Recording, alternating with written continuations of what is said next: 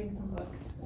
And then when we go on our weekend trip, have like a little traveling library as well. Some of these are really, I don't know if anyone has seen some of these ones by O.B. Kaufman. They're like watercolor books that are just really beautiful.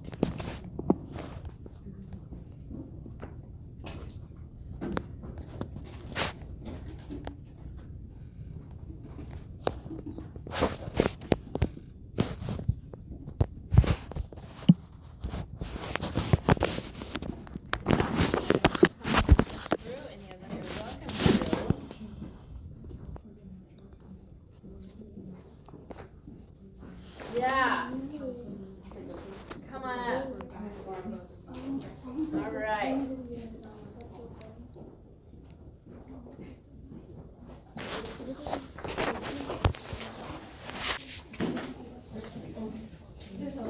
So are we expecting a lot of downtime? I hope not. With the amount of stuff we have to go over in this class. I like big leaf and jar. I know, I keep looking at it. It doesn't seem to have any, like... You want to share? I was gonna steal that one. Oh!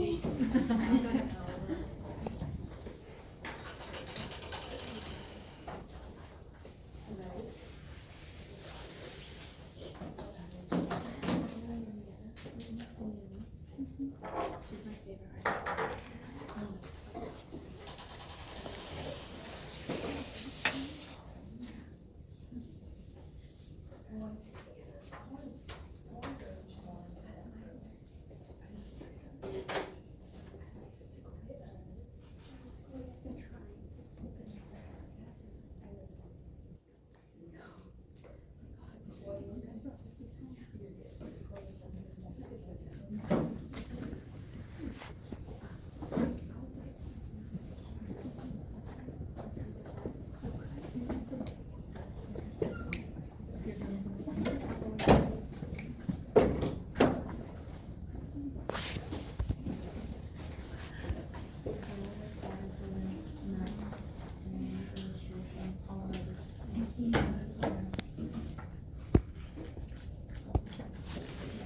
Tomorrow night, is the blood moon.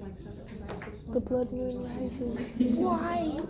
I'm getting Because it's a the lunar eclipse. syllabus around Okay. and class schedule. Another thing for you Don't to think we start need a telescope for that. scanning No, we'll Tomorrow's- just look at the moon. Tomorrow's are my bad days. Tomorrow's on? Yeah. Well, Thursdays.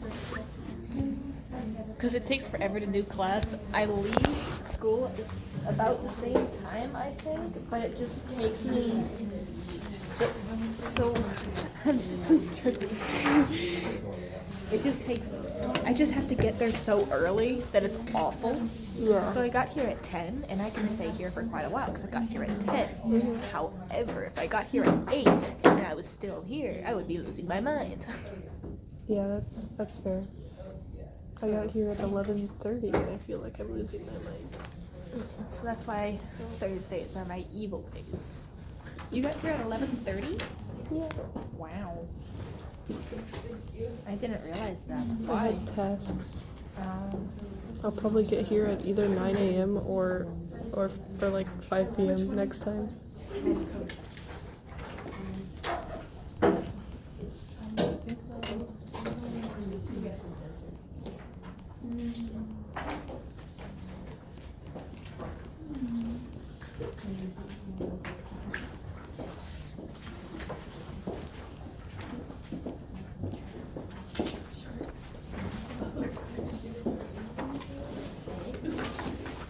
I can know during my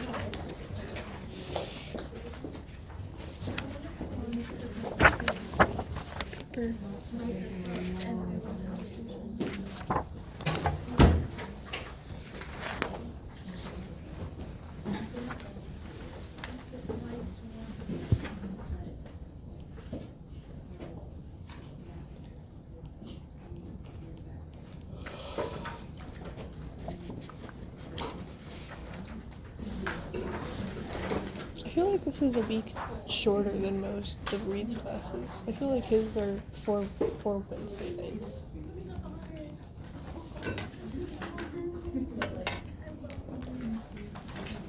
I lost my All right, pencil-shaped I'm gonna eraser. wait at least 5 minutes. It's been 5 minutes. Man, Get going here. like the ones they give you in like Alright. 2nd grade. Yes. That's so unfortunate.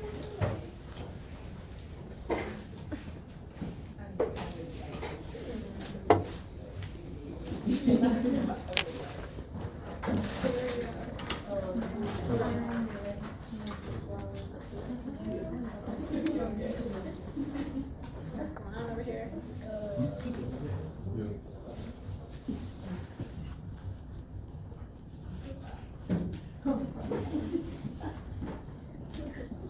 Gotta put my glasses over there.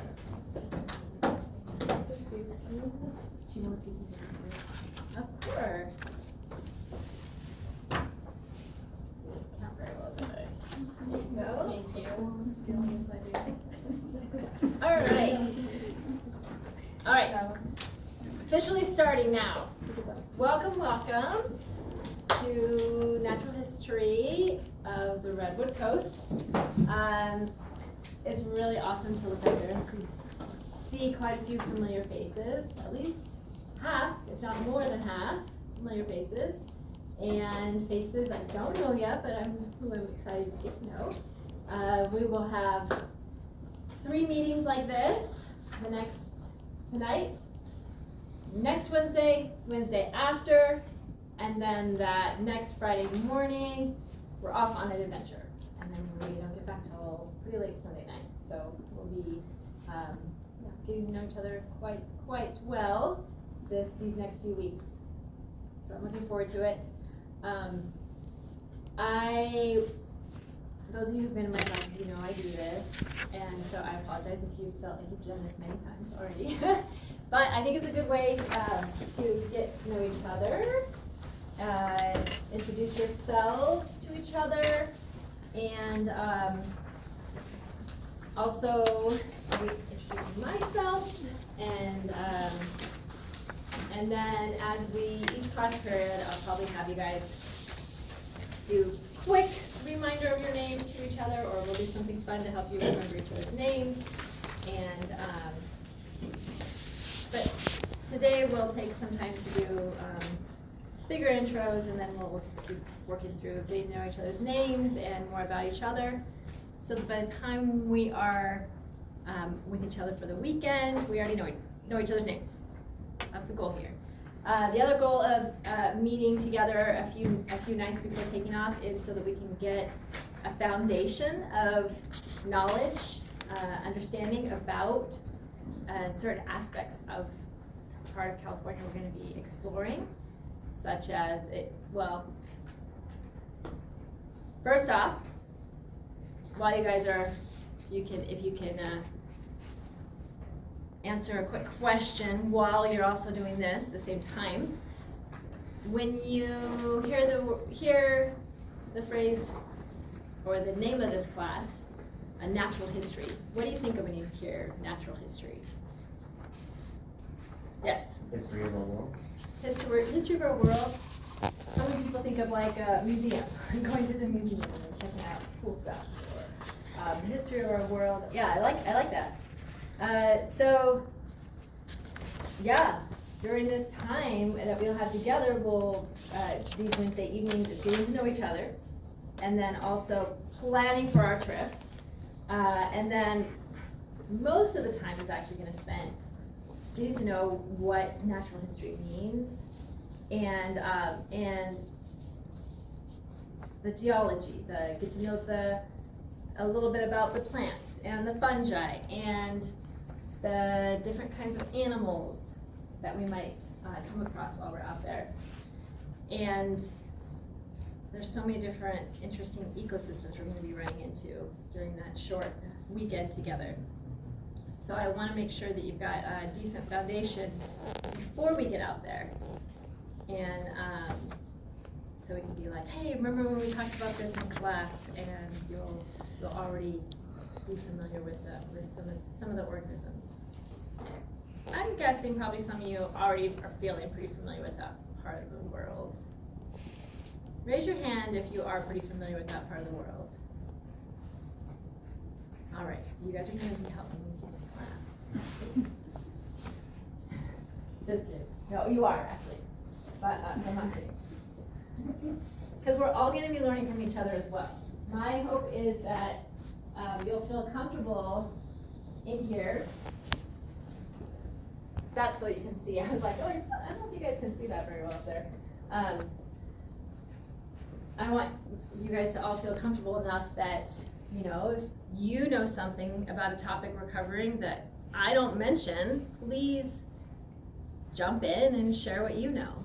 And I'm sure you have some experiences that would be really cool to share with the class. So we will be learning from each other.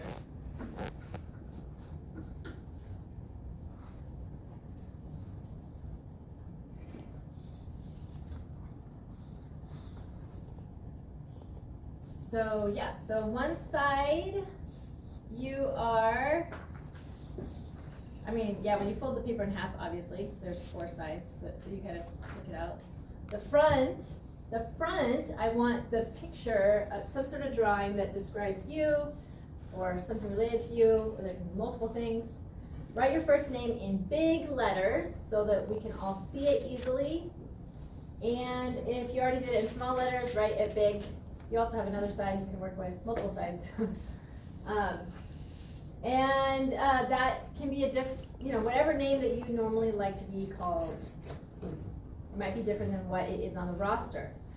And then inside or on the back side or whatever, write your full name as it would be on the Shasta College roster for this class.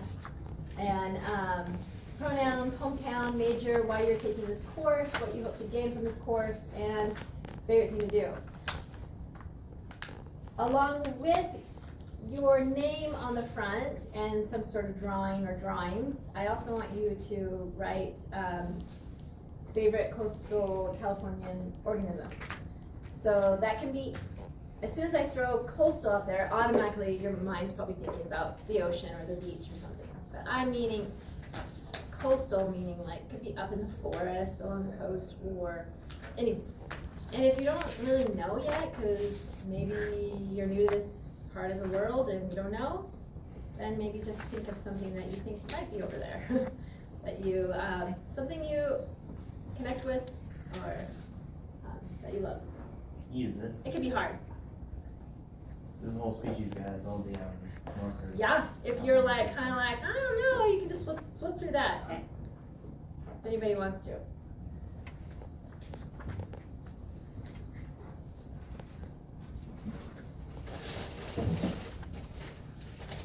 Alright, we'll just take a couple minutes to finish that up and then we'll be ready.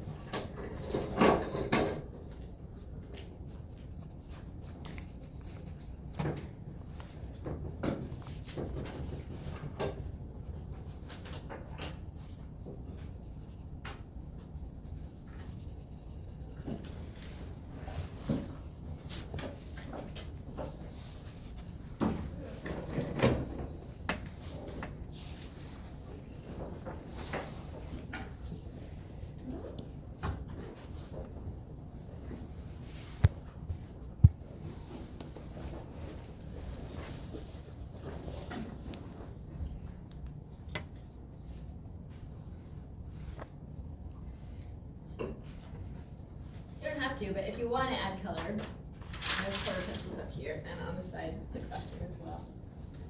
All right, we good? Does anybody need to look at this anymore? Anybody? Okay, I'll leave it up a little bit longer.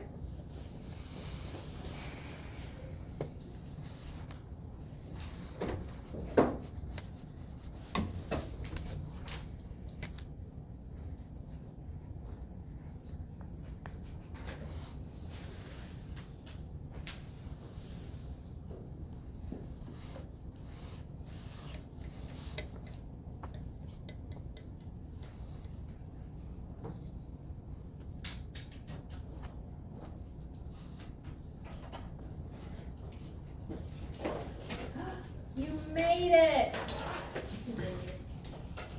Alright, you've kind of done this before already, so I'm having you do this, fold this in half or just do either way you want. And then on the front of it, you're gonna put your name, what you want to be called in class, picture, and favorite California organism. Northwest coastal, and then the other side, full name, pronouns, hometown, major, why you're taking this class, what you don't gain from it, favorite thing to do. Okay? All right. So, oh, and I've got syllabus for you. Okay, so for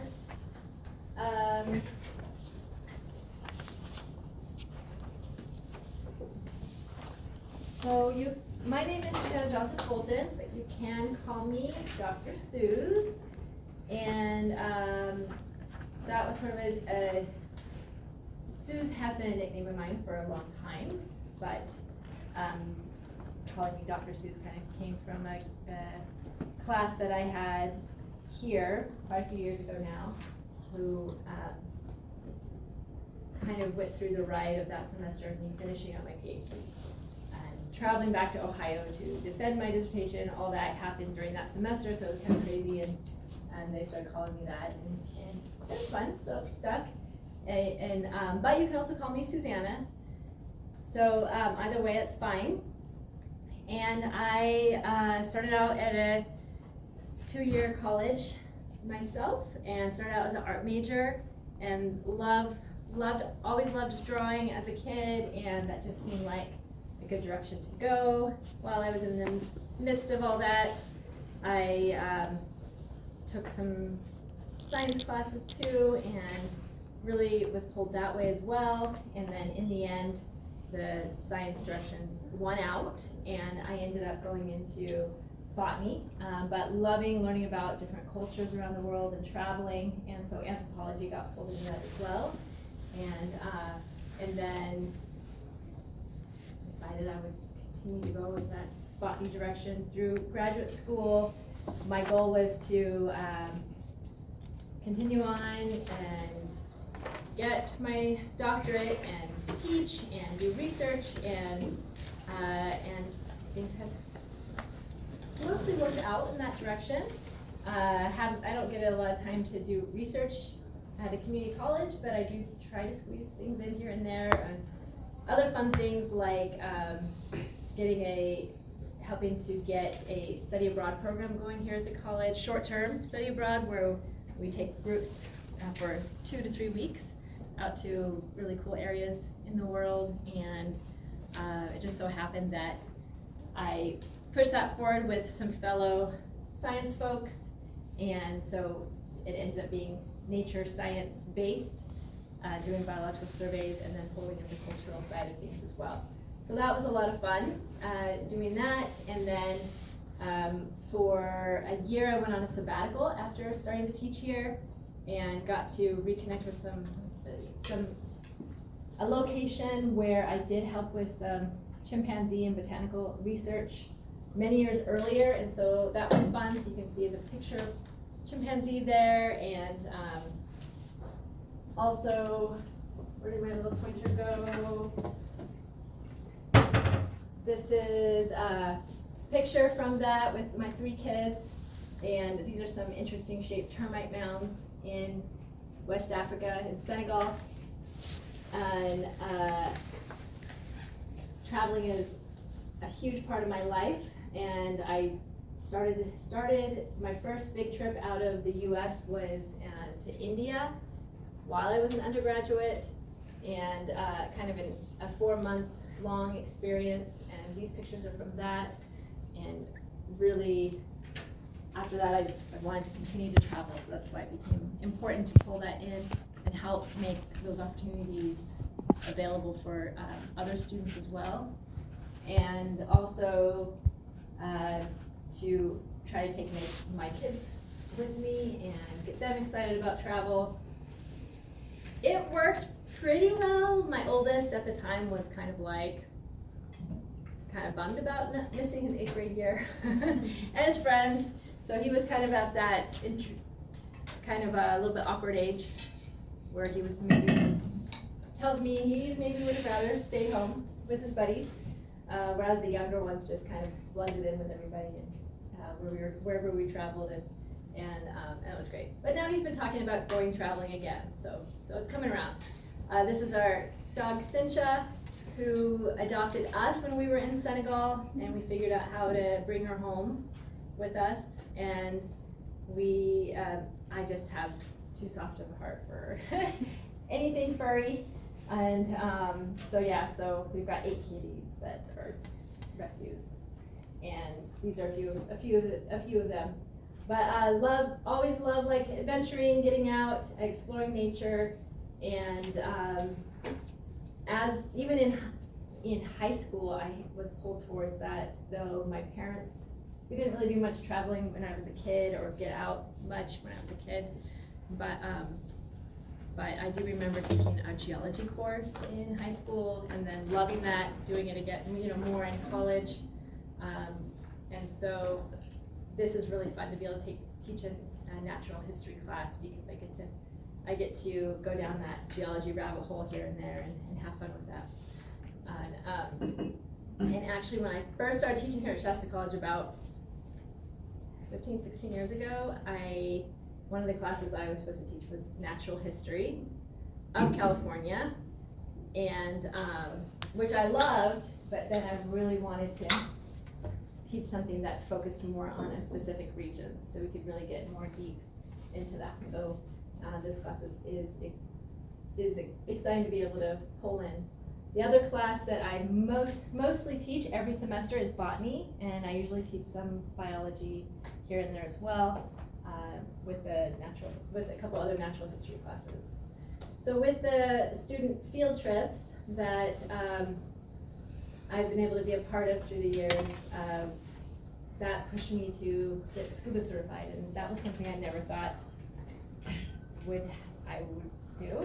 I loved rock climbing and other extreme things, and scuba diving was honestly what happened, and it's amazing, right? And so that's a bit about me. Oh, and this year we do have a couple other furry friends in our family. We have a lot of furry animals. Just kidding. We're mammals, right? We all, one of the things that we all have is sharing is hair. We'll talk about that. But we've got a couple exchange students, one from Belgium and one from Brazil. Don't tell them I called them hairy. We're all hairy. We're all hairy. And yeah, so that's a bit about me.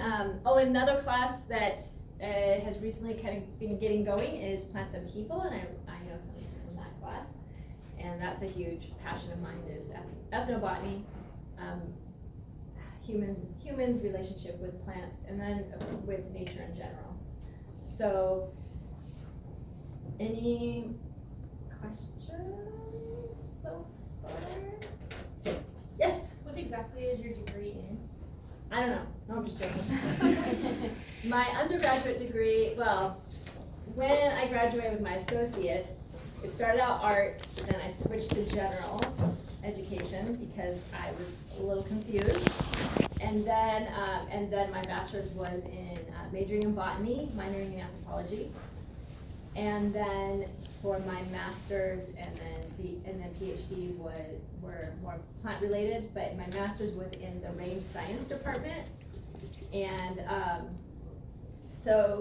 and then for my PhD, I was in the actual botany department. And so degrees in botany, yeah. But different kinds of like directions, more field-based starting out, and then for my PhD, I ended up getting more into a molecular lab, and so, which I wouldn't have chosen at first, but it just sort of happened, and I'm grateful for it. I learned a lot, and it was really interesting to learn more about that aspect of botany, that aspect of biology in general. I'm getting more comfortable with tracking DNA and comparing DNA sequences, and also there's really cool ways that you can pull that into ethnobotany. So ethnobotany is the study of plants and people, and there's some really neat ways by looking at, like for instance, crop plants, and trying to make sense and looking at the DNA of certain crop plants and then their natural relatives, and trying to make sense and connect that with people moving around, plant domestication, and the history of that. So there's a lot of other ways you can look at it. There's been remains found of humans in interesting places, like in more permafrost kind of situations, where there's still like preserved plant material on them or inside of them, and if it can't be identified, by looking at it under the microscope, then you can extract DNA from that stuff and make sense of like what, interesting, because there's a lot of interesting directions you can go with pulling together plant use and human plant use and molecular genetics and whatnot. So that was a little molecular tangent, but that was a really interesting direction that I ended up going that I never thought I would have gone if you'd asked me when I was first deciding on going into botany. And yeah, I've kind of veered away from that now. But if you're in my botany class, we do get to spend a couple days messing with that kind of stuff. So it's fun. Any other questions? I am excited then to learn about you, and I'm happy to always chat about different directions you're interested in going into by way of research or jobs or whatnot as well. So, all right, I now want to throw it back to you and hear about you. So we're not that big of a class, and I wanted us to get comfortable with each other fast. So what would be awesome is if you don't have to come up to the front of the room, but you stand up where you're at, just to make sure everybody can see you. And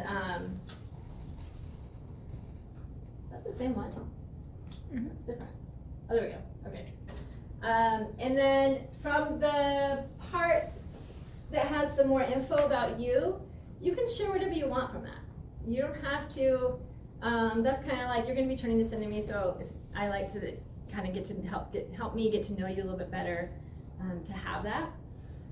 And you don't have to share all that. You can totally share all that if you want to. And if there's something additional on top of that you want to share, I'm fine with that as well. So you'll start out by standing up, showing your card, saying your name, and then definitely want to hear the favorite California organism, and then whatever else you're happy to share. This is a good time to share, some stuff about yourself, because there might be other folks out there who maybe are from the same town or same major, or you like to do the same kinds of things outside of class, so we can build connections in this way. All right? So, go ahead. I know people will want to keep looking at this, like I was finding myself doing it, it's just such a bad habit. So I'm going to turn that off, so we don't look at that, we look at each other. And then I actually have a list up here I'm gonna do roll call at the same time you guys do this. So I'm gonna be just like checking things off a little bit up here, but I am fully paying attention to you as well, okay? So go ahead. We can just do like sort of popcorn style, whoever feels like jumping up to do it versus starting and going on. Alright, I'm Caitlin. My favorite organism is, I think they're called this could just be what I call them to remember it, but the okra sea stars. They're like purple and orange. I really like the purple ones. But my major is, so it's kind of complicated here. I'm in natural sciences, biological sciences, and social science, but when I go to Monterey in the fall, my overall goal is marine science. And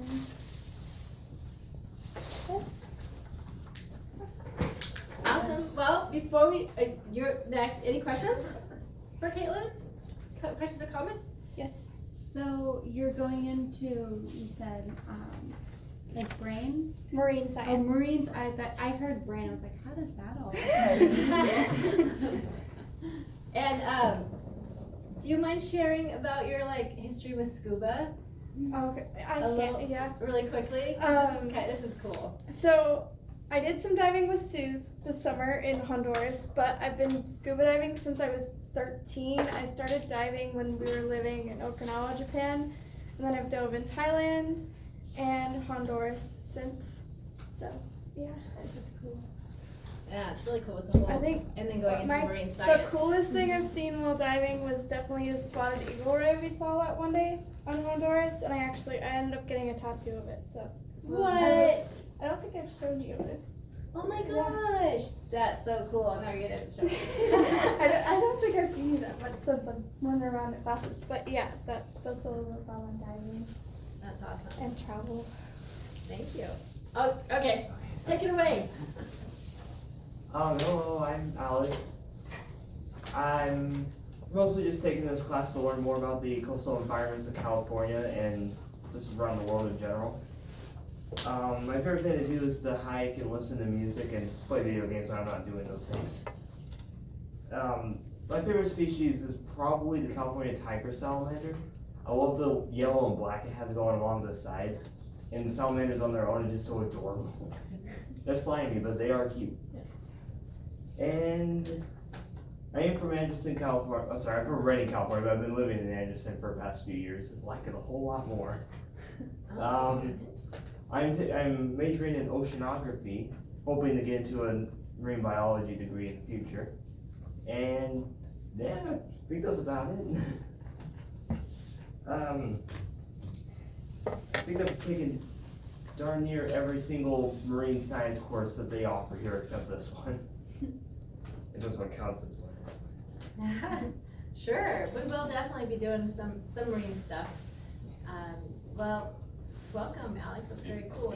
So you've taken, I'm sure, oceanography. And Randy teaches a couple other coastal classes too, doesn't he? Yeah, I'm taking coastal marine science with him in this semester.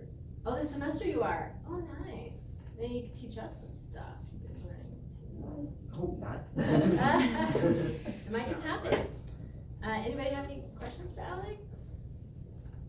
No? You guys, anybody in any classes with Alex?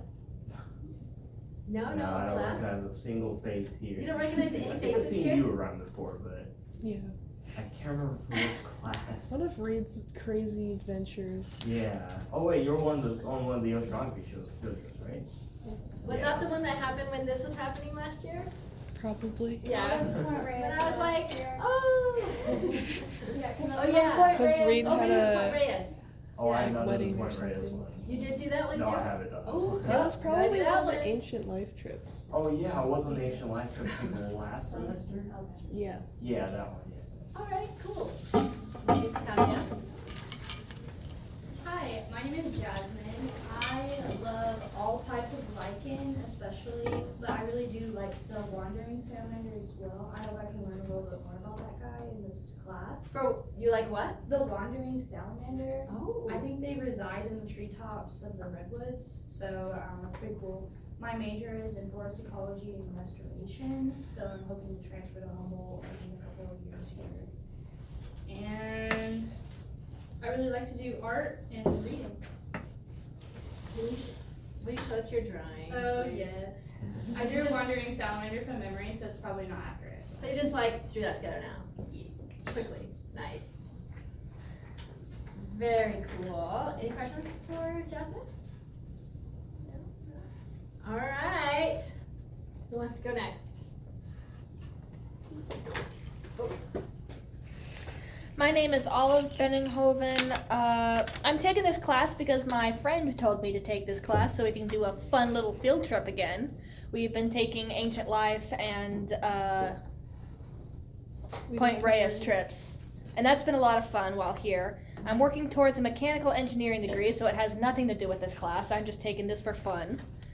When I was really, really young, my family took me to the Redwoods, and somehow, this was when I was very little, we ended up in a class where we learned about hummingbirds for a solid hour, and I still remember a lot of those facts, so I just wrote hummingbird down. I think that fits the criteria, so, yeah. I do a lot of art. I like to animate, but only dragons. I will not draw a person. It's not gonna happen. And, yeah. All right. I'm beginning to ask you guys to tell us what you drew. So what'd you draw? Dragons. I was gonna guess. Yeah, the longer it took for me to stand up, the more dragons ended up on the paper. And there will be more. So. Why y'all didn't ask me what the hell I drew? I just drew a little stick figure saying hi. Yep. Cool. I was gonna ask you, and then what did you? I just drew the okra sea star. Okay.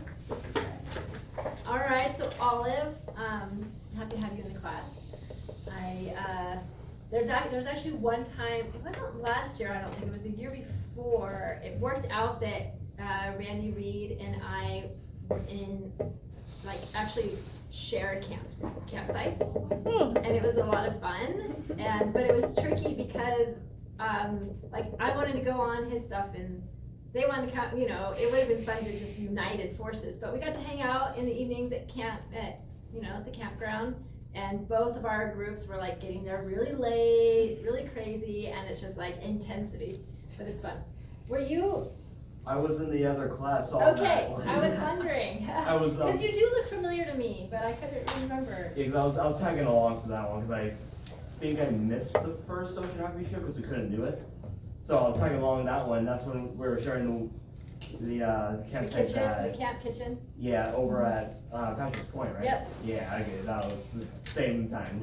Yeah, he often sets up over at Big Lagoon, Yeah, that's what we've been Campground. doing recently. The last but time I we got some tried- extra sites, and I was like, The come last hang time out we because I tried want to to use go your to kitchen. Yeah, you said that you made several Right. accounts to get each site. Yep, so- I had to do 3 accounts, because you can only reserve 2 campsites at once, and we reserved the 4. I know the last time we tried to go to Sumac with Reed, they wouldn't let us stay at Sumac, and so we had to go. I think we went to Big Lagoon. Yeah, the Rangers have a problem with him. For some reason, they keep saying it's a big group instead of smaller campsites that they're Well, trying to make. Yeah, and if they ever give us a problem, I've been bugging them for a while to do group sites again, because pre-pandemic, the group sites were available for us in spring, but since the pandemic, and then they also had a big storm a few years back that caused a lot of trees and tree limbs to fall and stuff. And they kept using since then, they keep using excuses about having to wait till the end of May to open the group sites. And I'm always like, it was actually really nice when the group sites were available. And this class, a similar class, it kind of changed a little bit. And then we also, Morgan Hannaford did it that year before it was 2 years before the pandemic. And we all got one of the group sites I went along with it too, in that class too. And we also, there used to be a science club, and there were a couple times we took groups out there for club field trips. And yeah, we would always get the group site, and it was so great because you've got, I don't know if you've seen their group sites, but they've got like this big covered kitchen area, and then they've got this big campfire and just all this space for people to spread out. So yeah, if they give us a problem, we'll just be like, then open the group site for us. And then you don't have to worry about it. Because this time around, actually, I didn't get as many sites, but one of the sites we got is pretty big. So we're gonna be having to get a little tight and close together. And I feel bad because I want us to all not feel kind of like that. The other thing is other campers.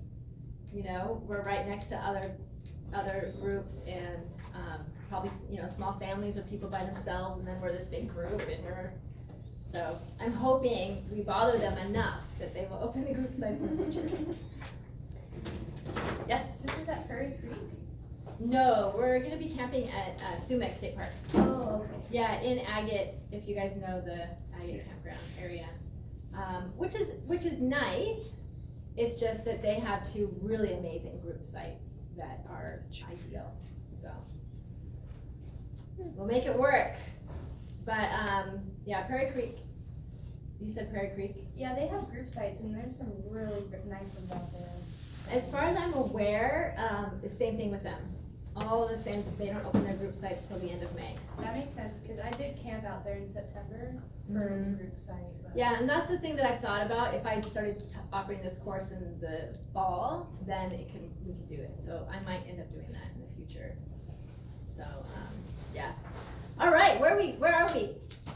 This is all pertinent to the class. All the stuff for Christmas. First. Same time. Oh, how about you introduce each other? No, this is Kat. We know each other well enough. Okay. Okay, that's fun. This is. Hello, Oh my god. this is Natalie Johnson. This is Catalina Lang.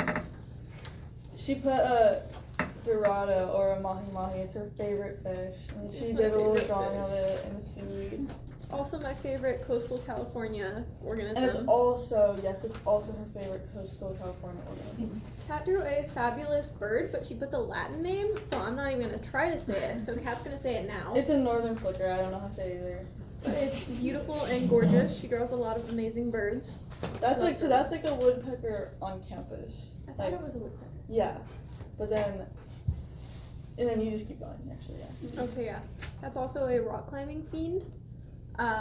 So is Natalie. Oh shucks. Oh, you're breaking. I'm in breaking there? in. You I'm guys, breaking you both like to rock climb? Yeah. Yeah. Okay, another club activity. She's a natural science with an ecology restoration major. She wants Don't- to change the world. Don't. She wants to change the world. And I'm then proud of from Burbank / Reading, biology major. Smiley face. Smiley face. Oh, the thing she wrote about taking this course is so good. You Do you want me to can read- say do it you if want me you to want. do I it? don't care. She also plays awesome piano and guitar. Yeah, awesome. That's my genre. Mhm. Oh my god, You your can- favorite you thing can to bring do? your guitar on the camping trip. Yeah. If you dare. It's raining. I dare. I triple dog dare. Her favorite thing to do is to pretend photosynthesize in the sun and crochet. Simultaneously or like Yeah, simultaneously. Wow. Also just like sitting and staring at nature and the sky. Sitting and staring. Yeah, it's so good. so that's Natalie. That's Kat. Yay. Yeah. I actually did do it. I was in a group where we actually had to do that, and that's something definitely that I thought about doing too. And you guys it just sort of started happening. But where you have everybody like, kind of, you give people numbers, right? Like 1, 2, 3, 1, 2, 3, 1, 2, 3, and then you group up, and you have to learn about each other and then introduce each other. That's what we did in the club. Did we do that? Yeah, you're right. Yeah. We did that in the club Yeah. too. And I had just done that with a group in Arizona Oh, too. that's funny. Yeah, that's funny. But so you guys just jumped in and did it. That's awesome. Also for the coastal thing, I had the cormorant bird, which yeah. And we'll then see some of those for sure. limpets. I hope we can just like grab some. Yeah. Limpets and cormorants. Yes. Yeah. We'll definitely see both of those. That's awesome. And then did you say your special? It's Robert. Which one? It's a dorado, it's a fish. Oh, Dorado. I didn't hear that before. Mahi. Oh, Big dumb fish. alright. They just look angry all the time. I love them. And they have gigantic foreheads. If you guys don't know what they look like, they have this massive forehead. Their whole face is down here, and then like a mohawk, and they're bright yellow and green and awesome. Yes. Correct me if I'm wrong, because I'm just trying to remember here. Mahi is a type of tuna, right? Or am I thinking of like a very similarly named one? As far as I'm aware, I don't think it is. I took marine bio a few years ago, so I don't remember. I think I'm remembering a but very I don't think similar so. name. Maybe But it could be. oh, Oh, you're yeah. thinking of ahi. Yeah, that's ahi. what I was thinking Ahi. of. It does kind of sound like mahi. Yeah. It does. There might be some connection with the naming, but they're different groups. But something to look into. That's interesting. All right. Who's next? Oh, did anybody have any questions for either of these folks who introduce each other? Did you know that in Asian countries they use cormorants as like to fish for them? I feel like I have. They'll attach like rope or thread to them, and then the bird will jump down under the boat, catch the fish, and then they'll regurgitate the fish back up for the fishermen. Wow. Yeah, I did not know that in that detail. That was very cool. I think of that every time I see them like at Turtle Day and stuff like that. Yeah. Huh. That's one. That is. At least it's a whole fish. And then they get like a treat later. See, you missed this. I missed you, The more you know. Yeah, that's cool. There'll be, when we go to, let's see, where is it we're gonna go? Klamath, the Klamath mouth of the river, we should see, I don't know if we're gonna see them regurgitate for us, but we should see some good activity in that area, so. Yes. Question for you two. Have either of you guys gone climbing outdoors? No, not like legitimately, but like with my dad on a hike, and he wants to go up this wall. Yeah, actually, I have done that. It was very mossy though. It was so sketchy. Scrambling. Follow-up question, do you want to go climbing Yes. outdoors? Yeah. Where do you go around here? Cause one of the places we used to go, well, is it open more now? Cause there was some I questions know and there was stuff. some questionable stuff about that, but it seems like there hasn't been any issues lately, as long as people, as far as I've seen, people going on the weekends, so there hasn't been issues there, as far as I'm aware. We have a lot of gear, so we can come along too. That'd be really cool. And there's gear for people to use, I think, too. At some point, we'll do a commercial for the club as well. Right, guys? Yeah. Is that what you're gonna do? Yeah, I totally It's you. Okay, go ahead. Hello, my name is Oceana. I guess I'll start with the picture. Sorry if you guys can see. I just drew my garden and my chickens and my cats and my dog and my little pottery studio there. My favorite coastal plant is called a redwood sorrel. It's like, huh? Is that what you wrote? Yeah. Oh my gosh, you guys. I couldn't remember what it was. I had to There's find so it. many But plants they're over little- there. That's so cool. You chose the same one. They're just these little bitty flowers, and they look like they're in clovers, but it's not a clover, but it's like a small ground cover. They're really cute. And then I'm from San Diego, and I am trying to get my natural science and natural resources certification, like you. And I want to take this class to further my knowledge about plants, animals, their interconnectedness, and the human's role and their use, their cultural and historical value of the part of the world that I want to set my life up in. So I think that'd be super cool. My favorite thing is to work on my garden with my dog, my cats, and my chickens, and my boyfriend. Or it's pottery. So that's why I drew both. Yeah. Awesome. Thank you. Are you president of any cool clubs? Funny you ask. Commercial time. Yeah. So I know a lot of you guys do know about the club. Some of you guys are members. We have vice president right here, actually, and we have secretary right about there. And it's And Our beautiful advisor. wait, are you No, I'm Our not. favorite member. No. Oh. She's yeah. a crocheter. You know of what's the- so crazy? Yeah, we just need to add her for a little. Yeah. I know. I've been thinking that when I've been messaging that you've been in it too. Sergeant at arms or something. Yeah. We could definitely Yeah. do it. Definitely. Can you be our ICC rep? Every I single don't know time. what that is, but yeah. Because nobody else. Nobody can. wants it. Or well, can. Yeah. That's not a good way to But it's called Returning to Nature. Down there it says Returning to Nature Club. We meet on Thursdays from 11:15 to 12:45.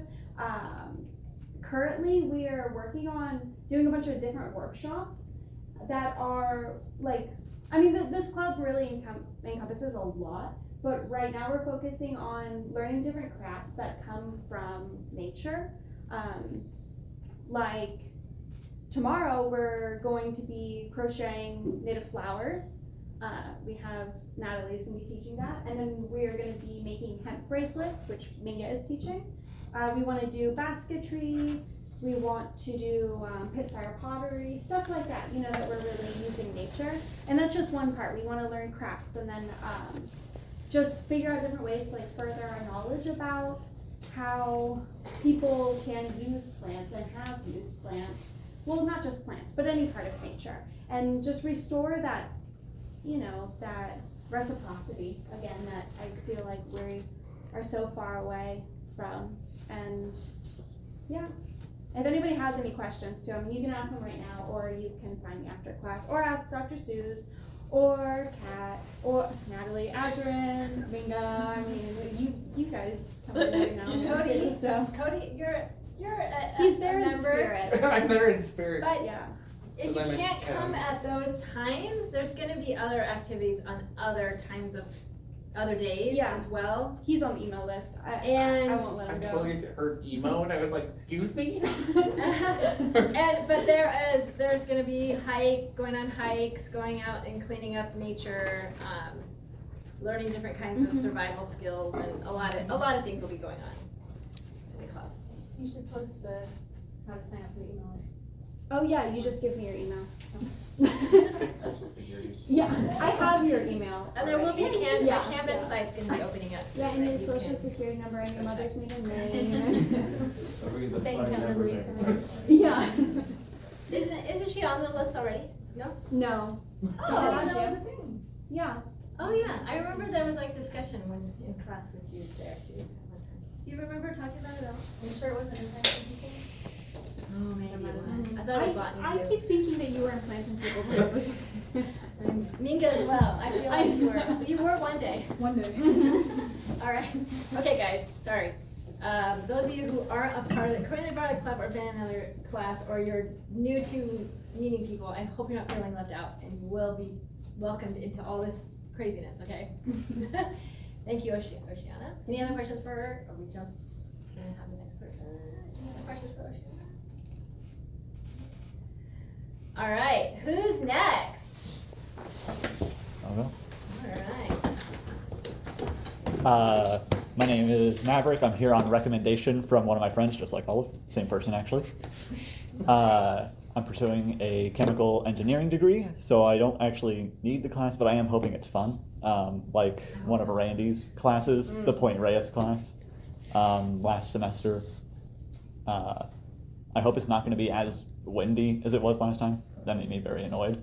Our tent, my tent was on its last leg, trying not to blow away. Wow. It pulled the tent out of the ground, like from its stakes, and was just sitting. It was against the log next to our site, just staked in with Did like you not one have stake. anything in it? There was everything. wind was Everything so was. No, there bad. was multiple stuff. There was multiple things in there, It was just so including like windy. our bags were in there. But it's Was just so the windy ice that it chest pulled it up connected to and it? threw it to the side, so that I was holding it God. against the log. Nice.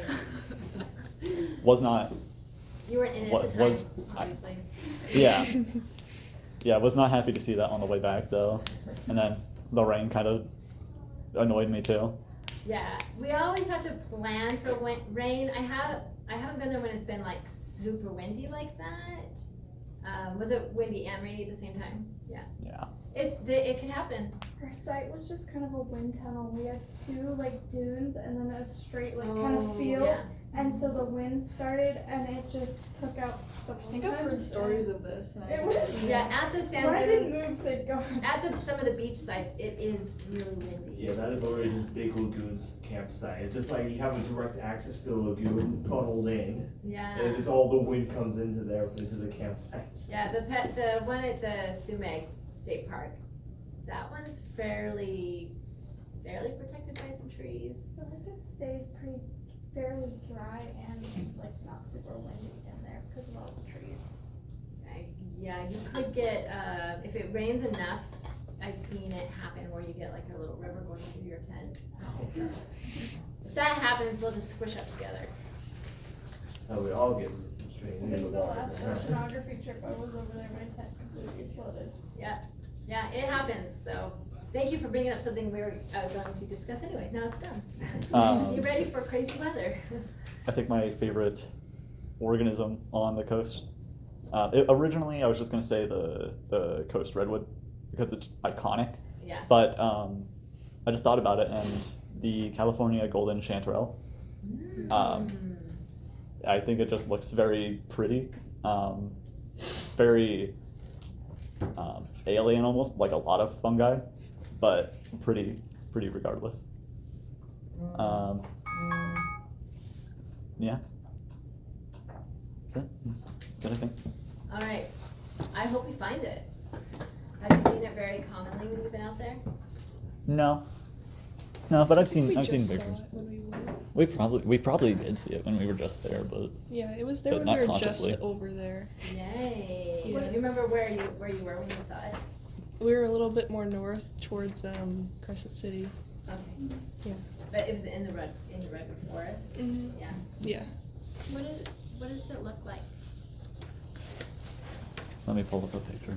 It's like it like blows. I'll pull It can, depending on where it is, it'll just come out kind of like a vase almost that's outwards at cool. the top, or it'll just fan, Wow. and it'll be like kind of spiky, not spiky, but What color was it? golden yellow. It looks like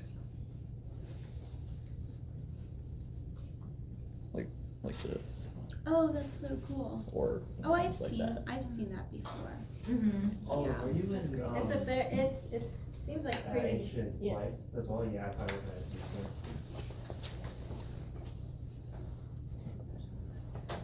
So everybody can see. If you know what chanterelles look like, just imagine a nice, pretty, golden colored one. Okay, any questions for Maverick? Is that fungi edible? Yes, Edible. it is. I'm pretty I've never had it, but I think It's I think it was described as slightly fruity. It might be, but I don't remember if it's other than. Has anybody tried it before? Yeah. I have not tried this one. I'm not a mushroom hunter. I was just I'm curious. Yeah, my friend harvested them for me. Yeah, I think there are little ones up there Oh, by nice. the big tree. Yeah. So Not really next we'll to it. talk, when we get into the fungus section, this is part of why it's nice to have this time with you guys, because we can look at fun pictures and get things in our mind, and then when we get out there, we can try to look for these things. I think I do, if I remember correctly, I do have pictures of this one in our fungi lecture, and but yeah, you want to make sure that you see these gills coming all the way down, like to this point, to know that it's a nice edible chanterelle. Because there's also false chanterelles and some other. Yeah, it's things got that some you nasty wanna be careful lookalooks. of. Yeah. Tricks. So we'll I would we'll never talk about eat a that. wild in the mushroom. between those in here. I don't trust myself enough. All right. Thank you, Maverick. Oh, what did you draw a picture of? Did you already tell us? No, I didn't. I drew a can playing see. card, specifically the Ace of Diamonds. Mm. I like playing card games, and I like how different the ace is in multiple games, from either being weakest to strongest or being the most flexible card in games where like jokers aren't allowed. I like it. That is so cool. I have one last question about that. Do you play Bellagio? I have, yes. Yeah. What's it called? Bellagio. It's a Joker. It's kind of like a poker roguelike where you focus on getting jokers to upgrade your hands. Maybe we might have to learn how to put it together. Oh, it's Some people are like, no. Poker, Yeah, I don't think it's gonna be roguelike, red flag. Do not approach. Don't approach. Well, you can't Your goal is do just it to all build a way. really good poker hand in the game. yeah. That's about it. So I've never heard an ace card being discussed like that. That's really cool. I like it. I'll never look at an ace of diamonds the same. Anybody else ready? Jump in to jump up? Or I hope I don't have to start calling on people. Hi, I'm Alistair. Sorry, what's your name again? Alistair. Alistair. Yeah. Cool. I'm from here, Reading, and I'm undecided for my major. The reason why I'm here is because Oceana recommended it, but I do want to learn more about this entire, thing. All the stuff. Yeah. Nice. I like to listen to music and be online, I guess, because I'm chronically online. Even a better reason to take this class. Yeah. Was he online and you approached him and you were like, you should sign up for this class? I was like, you need to see the natural world. You have to go touch grass. Fancy way of telling you to touch grass. No, you touch trees instead. Yeah. And then I just drew a sun because I didn't know what to draw. And I thought it'd be like the meaning of like, I should be like bright and energetic for these people, for like everyone, so I'm not, so I don't like, so no one's like sad. Aw, awesome. Yeah. Do you have a favorite organism from the region we're gonna be checking out? I don't know, I just put coyote because I don't know a lot about organisms. Why the coyote? It was one of the first things that popped up in my mind. I love coyotes. Amazing. Well, good to have you. Any questions for Alistair? Have you ever seen or heard the coyotes on campus? No, I have not. Be here at like dusk or dawn, but dusk. Okay. Yeah. That's awesome. I hear them a lot where I live. I don't live too far from here, but normally when I've walked in my car in the evening many times, and I have not heard that yet. Really? But I have been driving out of campus, out of the north entrance, and I had a bobcat jump across the road, which was cool. And then there have been multiple times, like it has been a long time since they've been sighted, but mountain lions are sometimes sighted on campus. Yeah. But and I've seen lots of raccoons. Yeah. Lots of deer. A couple weeks ago, I was like walking out down by the farm at like dusk, and I saw one coyote, and I was like, well, I'll just keep walking towards it. And I was like getting really close, and then there was a second coyote, and I was like, oh, I probably shouldn't be doing this.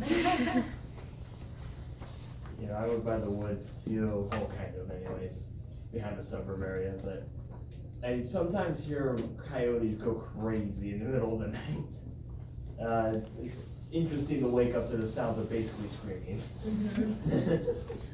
It's fun to be able to hear so many animals when you're living right by a forest though. Yeah. I'll sometime, not now, but if you help me remember, I'll tell a good coyote story another time. All right. Well, thank you, Alistair. Next. Hi everyone, my name is Minga Wigington. I'm currently pursuing, I want to transfer to Humboldt to pursue a BS in forestry with a focus on forest restoration and fire ecology. I'm taking this course just because I'm really interested in the natural world and learning everything that I can about it. And this is just a great opportunity to do that and hike and camp outside, combining all my interests. I am pretty much from here, from Reading. I was born in Southern California, but I've lived here most of my life. I live out in the woods on the east side of Lake Shasta. For my card, I drew a little camping scene, and then I also drew a little outline of a California newt, which was what I chose as my organism. They're not, only on the coast, but I thought they're just so adorable, cute little guys, and they're also highly toxic, so don't eat one or you will die. Don't even think about licking them. Yeah. They're incredibly toxic, which makes them even cooler. We can look some other things out there. Not them. Yeah. And then in my free time, I love just to spend all the time I can outside, hiking, camping, rock climbing. And then I guess one other thing to add, like fun fact, I've spent a lot of time doing trail work, and I also spent a season as a firefighter, and I lived for 2.5 months in Yosemite National Park as part of an all-women's fire crew. That's cool. I think we can have some interesting outdoor stories from you too. Yeah. Rock climbing seems to be a general theme around here. So like, what's your favorite spot to rock climb at, like the area? That is a tough question. I mean, I've climbed a lot at, we mentioned a spot called the Shredding, which is east on 299. It's also called Bernie Limestone. It's this little crag that's right off the highway, a really cool limestone rock that has a lot of these deep cracks, and there's also a cool cave back up behind there. Like, I don't know if you've seen that. I haven't seen the cave. I don't think I've seen the cave. It's really cool. It's like back up behind everything else, and there's like a permanent rope secured that you go down, like deep down into the rock. It's really cool. Yeah, I don't know about that, but all right. It's only like, about 20 minutes from here or so. Yeah, it's not far. Yeah, like 40 20, minutes. 30. I always like, It's like 10 minutes from my house. Oh, right. That was like a good fossil hunting spot. Yeah, that's, yeah. Do you boulder mainly? I have. Or I've done both, sport and bouldering. okay, there. And there's have you ever been up to, like, there's some stuff up in your Lassen too? Yeah, I haven't done any of I've only been up around Eagle Peak, which is right by Lassen Peak. It's just, instead of hiking up Lassen, you go off to the left. And there's some bouldering there, and then some sport climbing there. I've done that a little bit. Castle Crag? I've done a little bit. A little bit. But that's mostly trad climbing, and I don't have trad gear. So, yeah. I've also climbed in Yosemite, but not like the big wall like stuff, just, 50, 70 feet off the ground, not El Capitan. Are you taking that climate class? Yeah, the Geog 2B? Yeah. Okay, Yeah. so I'll see you in too. Are you taking that? Yeah. Okay. What is it? Geog 2B, it's the one that Dan is doing. It's a field trip up into the Klamath. Oh, right. It's the like field studies in human geography. Yeah, is anybody else taking that in here? Because that's a really great, like, sister companion class to this one. Because you'll be really, like, getting to know more of the just inland from the coast, the mountains there in Northern California, and then we'll be on the coast. I guess that reminded me, I also didn't add, but this semester I'll be finishing my GIS certification here. Awesome. So I'm excited about Yeah, that is exciting. Is there still space in that class, or is it started yet? It started. Which class? Oh, it's full. Geog 2B, I think it's full. Oh, The that's, climate one is full? Oh, yeah. I had Wow. people in my club. that's good, because sometimes those classes haven't filled. I'm glad Yeah, it's because full. when Dan originally talked to me about it, he said he only had like 4 people Yeah, signed up, which sometimes was why I was trying to spread the word Yeah, about sometimes it. you get worried that, I think we as spread an the word instructor, too that well. they're gonna cancel. Did it too well. Yeah, good, that's awesome to hear it. I mean, sorry if you wanted to jump in. I might tag along. All right, thank you, Minga. Good to have you in here. Next. That was like a nice little. That's one of the chair. Hi, my name is Azrin.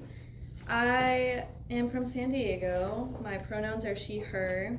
My major is in environmental science with a focus in ecological restoration.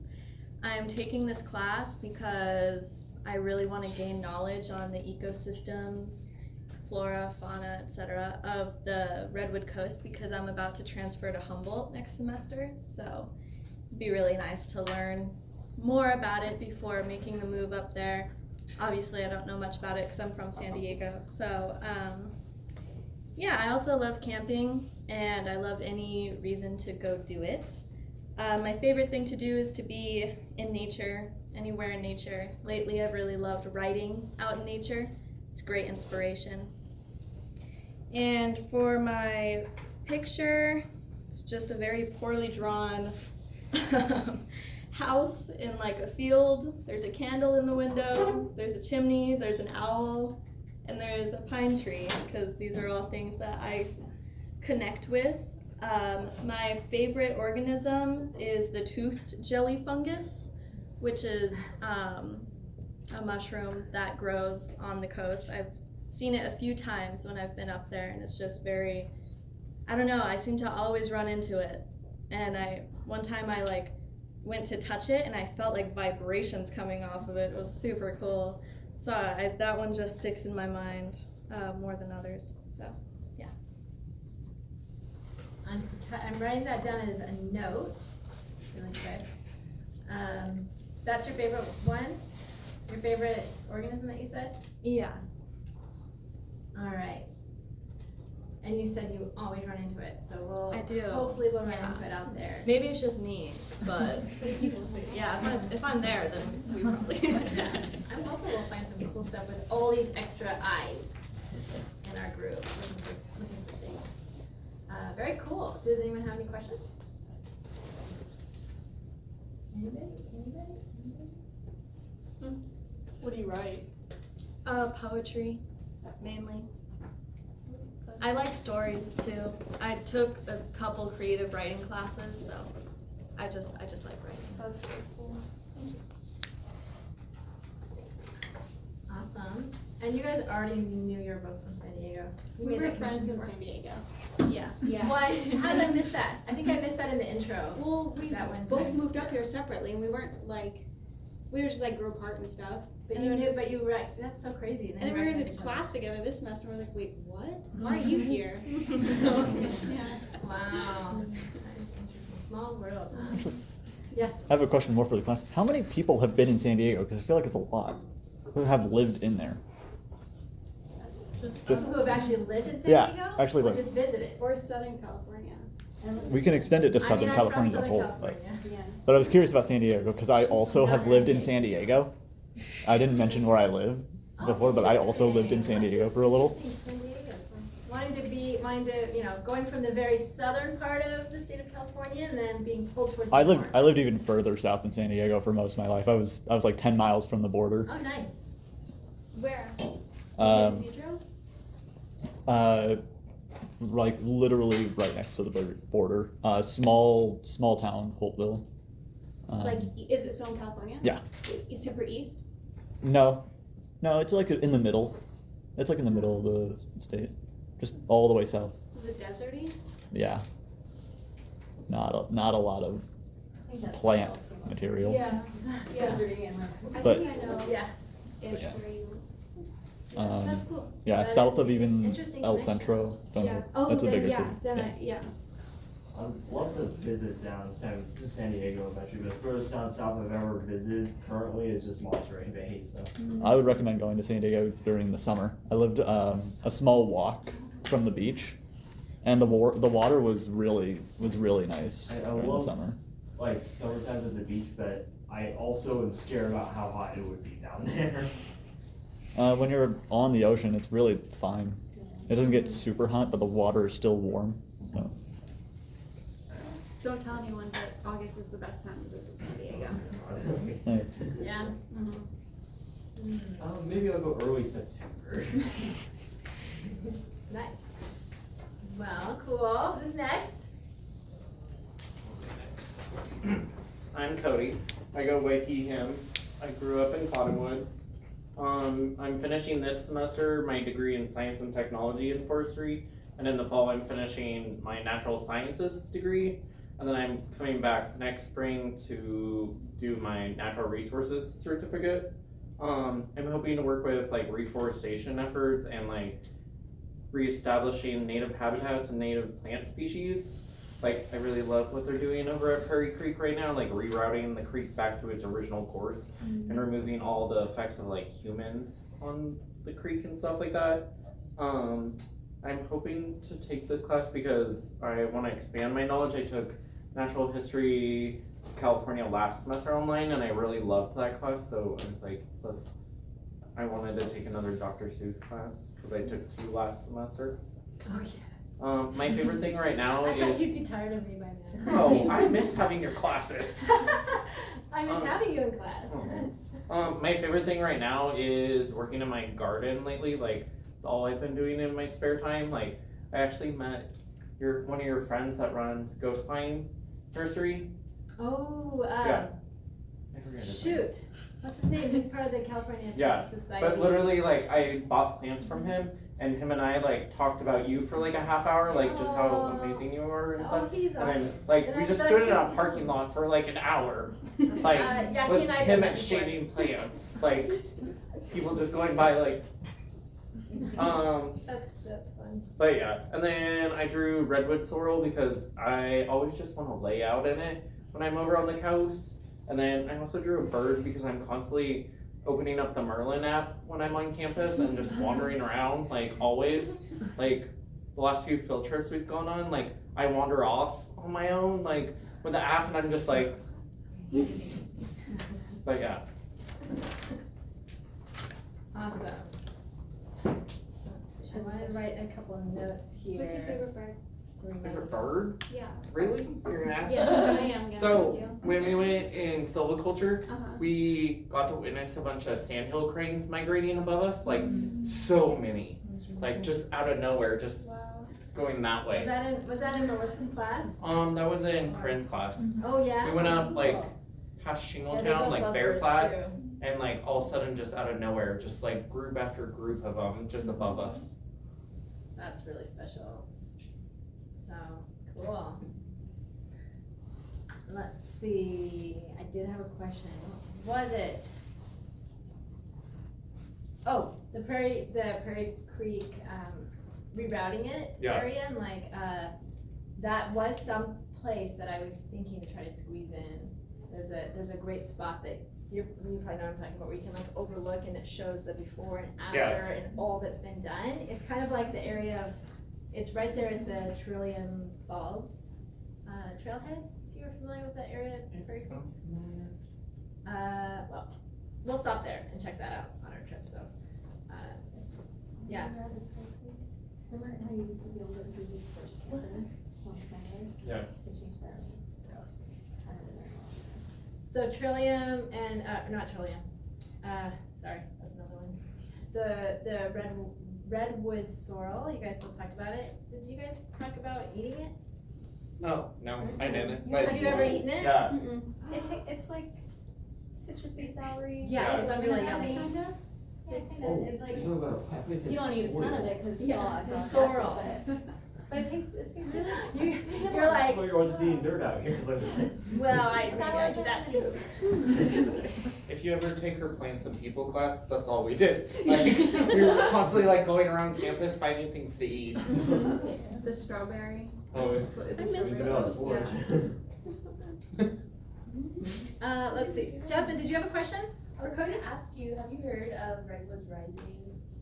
I feel like I maybe have. You should definitely check it out. They're doing a big restoration effort out there, and the guy who does the TikToks, he's so cool. Wait, is it? He's like a ranger. Is it Griff? I can't remember, but he's like an older gentleman. And I watched a video of him once, and it was just he had this banana slug that just kept moving around the entire video. It was amazing. But I feel like you're talking about Griff Griffin. Like I met him once on a trail that he was like leading like a group of like an elderly group like amongst the redwoods right there at Prairie Creek, and I was just like, if he's a ranger, yeah, then I think probably it's the him. same guy. Yeah. Yeah. Yeah, he's really cool. You should check out that organization. Yeah, we can talk, well, maybe we can talk about that a little bit more too when we get into the redwood forest discussion. I don't know, maybe I can reach out and we can go visit. We can pack even more stuff into our van. Yes. All right, thanks, Cody. Who's next? My name is Gaia. I'm excited to take this class more for like the animals aspect of it, but that all sounds interesting. And then my favorite coastal animals are maybe the California spotted owl.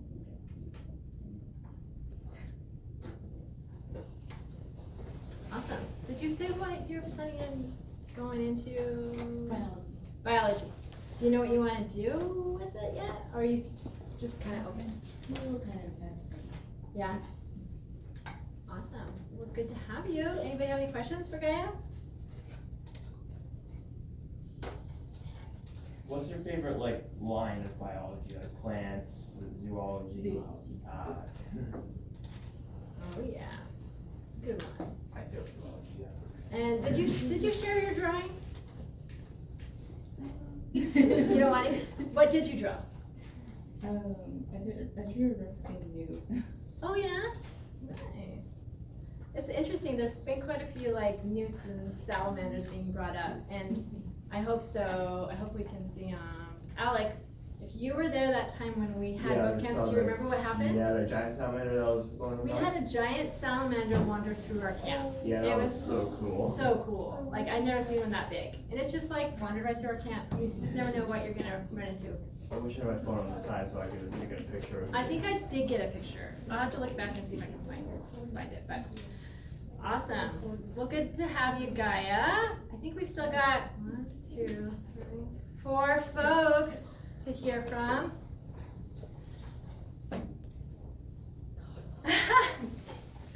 Don't get up all at once now. Yes, I think so. Hi, I'm Carlos Cuellar. I'm a psychology major. I grew up here in Reading, and yeah, I'm taking this class because Shannon recommended it. Also, I'm gonna go to Humboldt in August.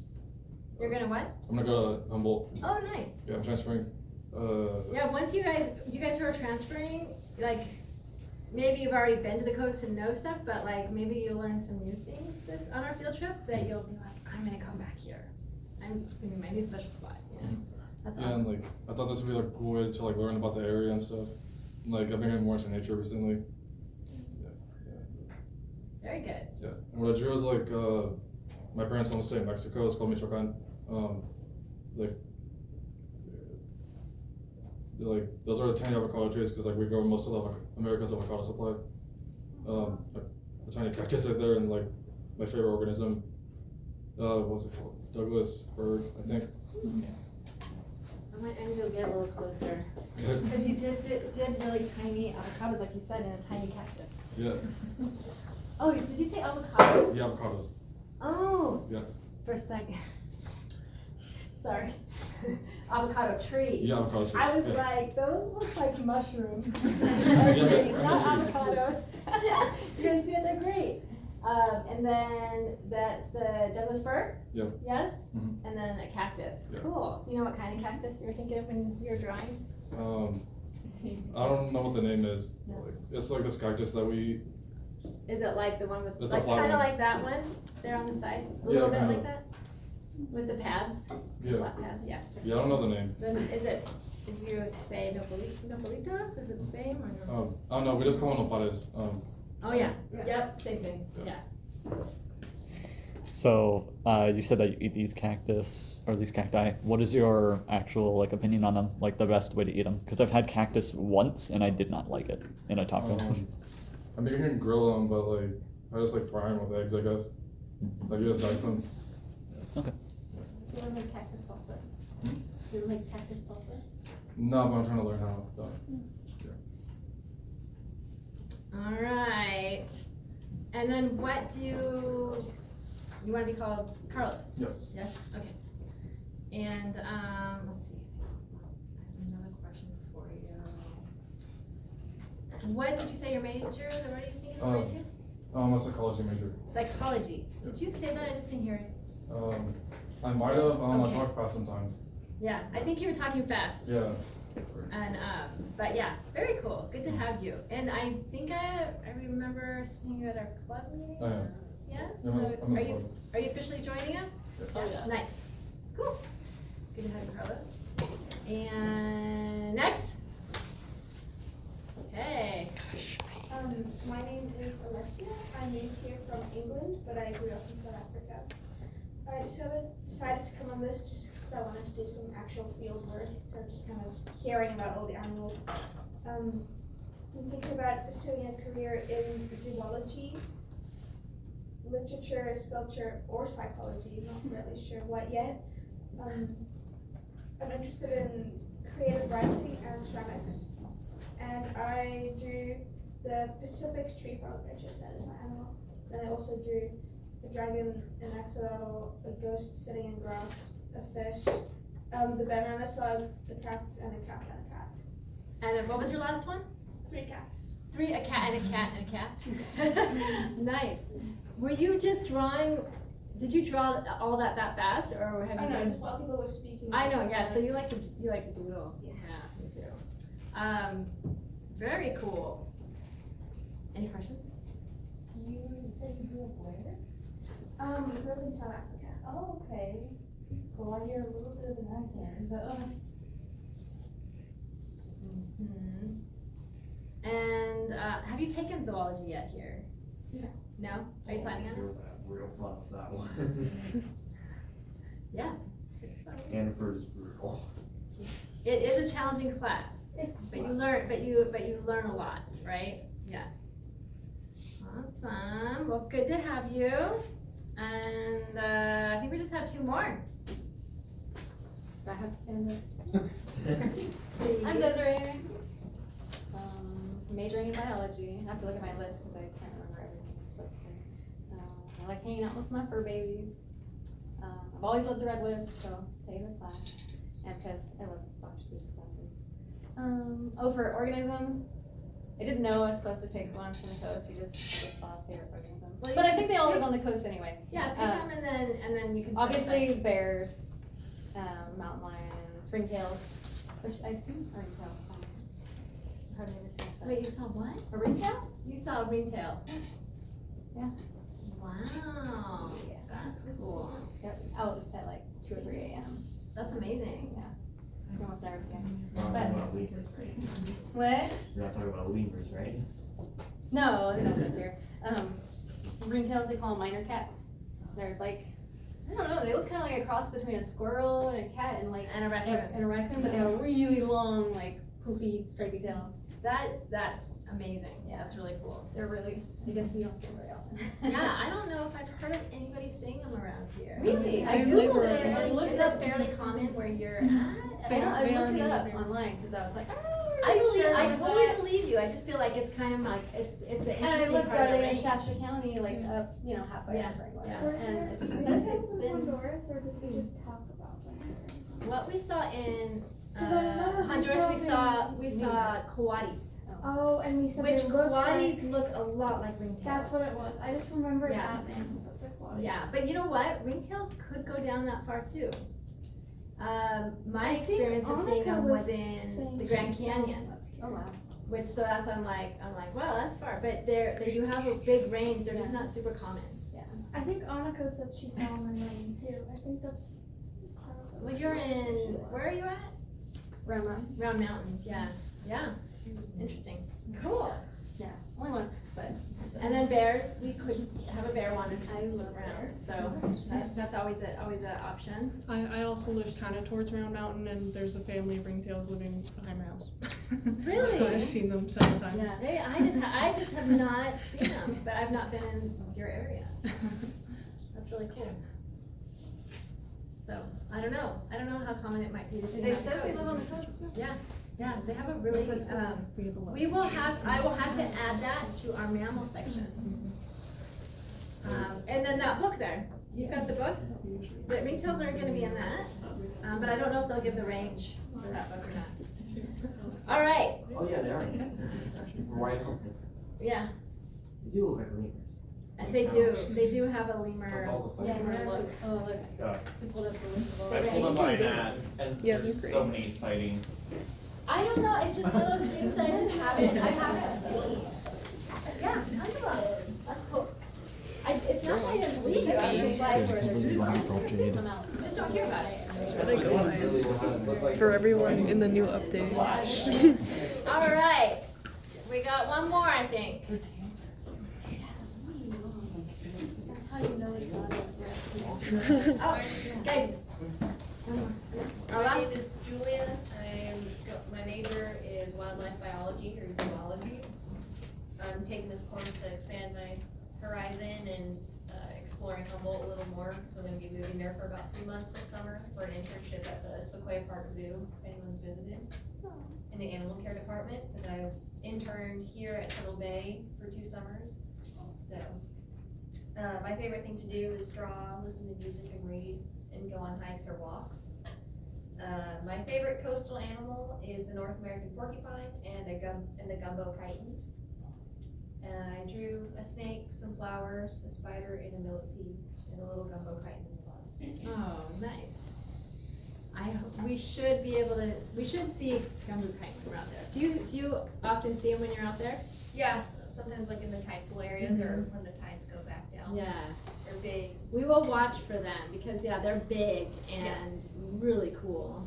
We get a chance to, one of the few things that we can, easily hold on, pick up and hold. Aquarium for a little while, but I don't think it lived long.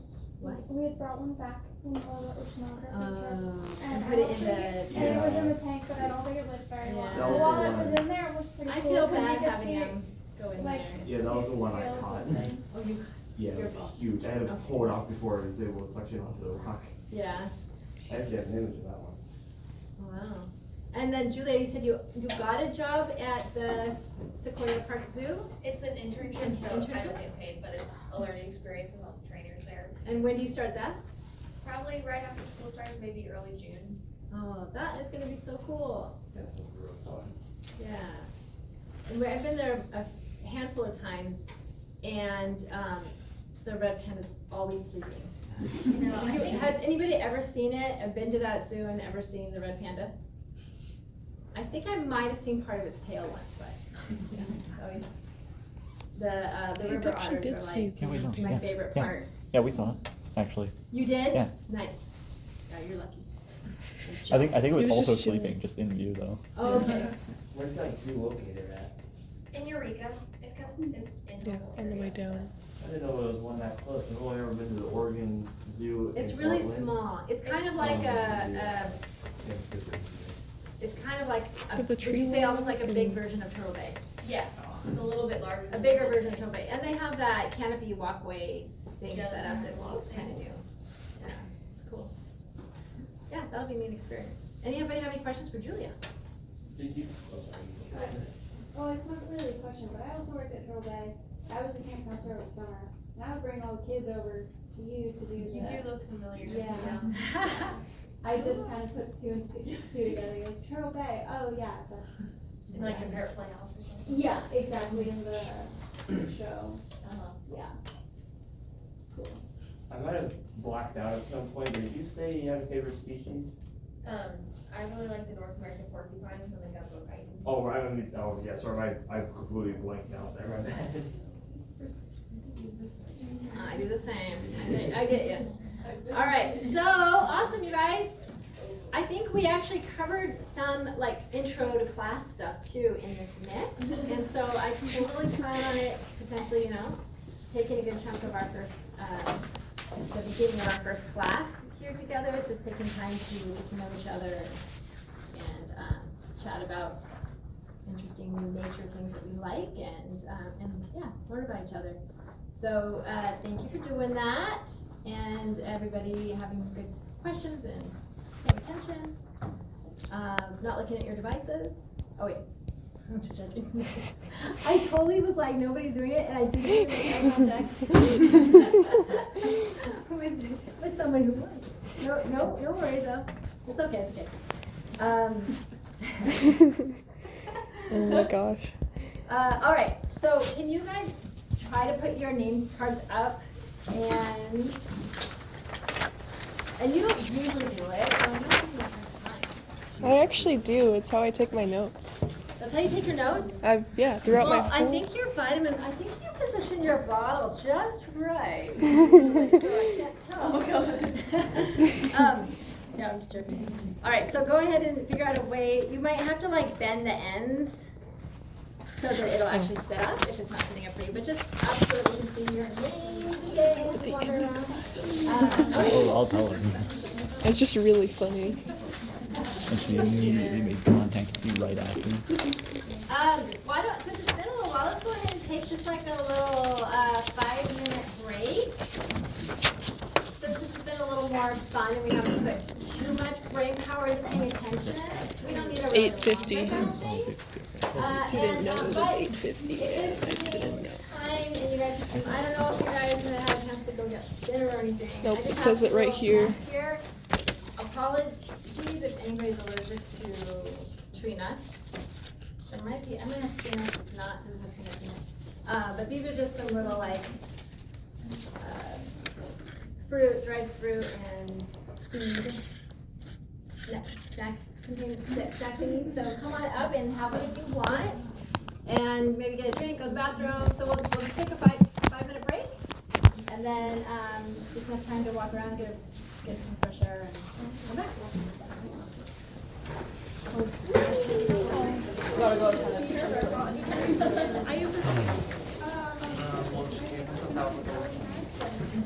This class is supposed to end at 7. Oh my god, Olive, why do you think that? I looked at the 8:50.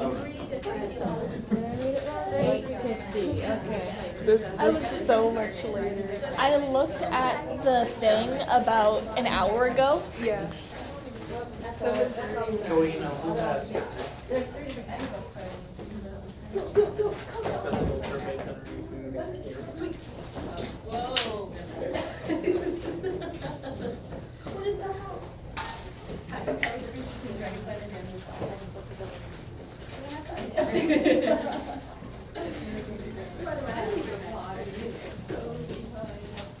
I guess I just have more. This is just. No, but there is a something. Oops, sorry.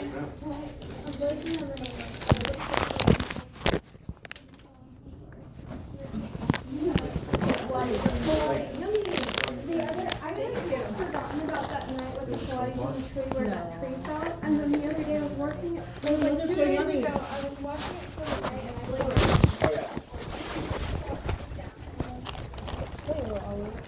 Did you notice that I did not present? She forgot me. I'm gonna tell her at the end of class. Oh. Yeah. Oh yeah, we all talked about you, but you didn't talk I think about that's you. why.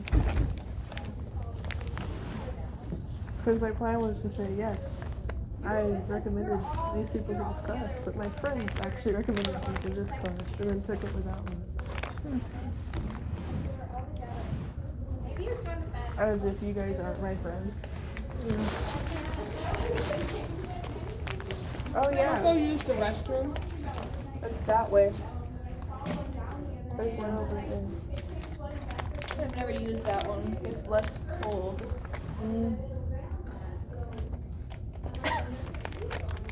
Woman. My mom.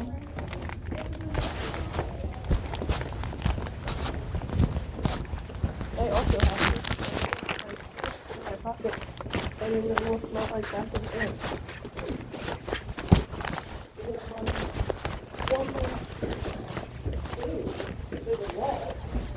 Yes, it is kind of funny. You walk inside, you need a wall.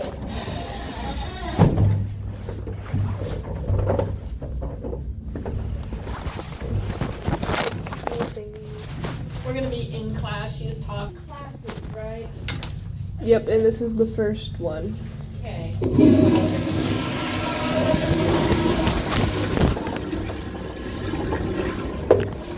The next class is go by a little faster because it's about 2 hours of introductions. I'm surprised they took that long. I don't think our botany introductions took that long. And they were, that was like a 50-person class in the center. I didn't have it 40, but. Oh, earlier today, it's kind of still like that, but this piece of hair was really sticking out and it looked like a mic. It was kind of funny. I was feeling my head. That's making me mad.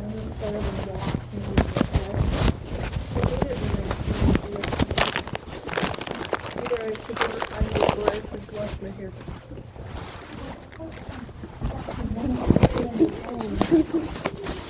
And then I'm on that floor. I was on that phone the entire time. wake up a nut and a raisin as you got in here.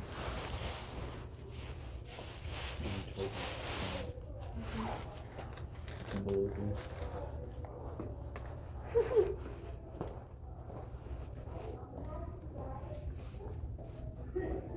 Thank you. Okay. Unfortunate proposition. You will pick up my name. No, not the class. Is it close at 9? Maybe So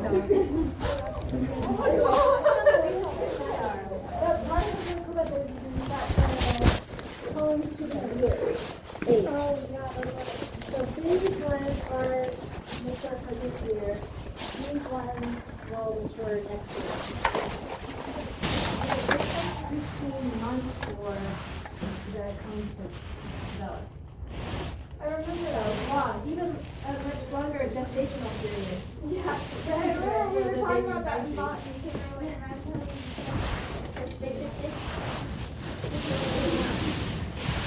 Apparently it's open. It's open. on your away.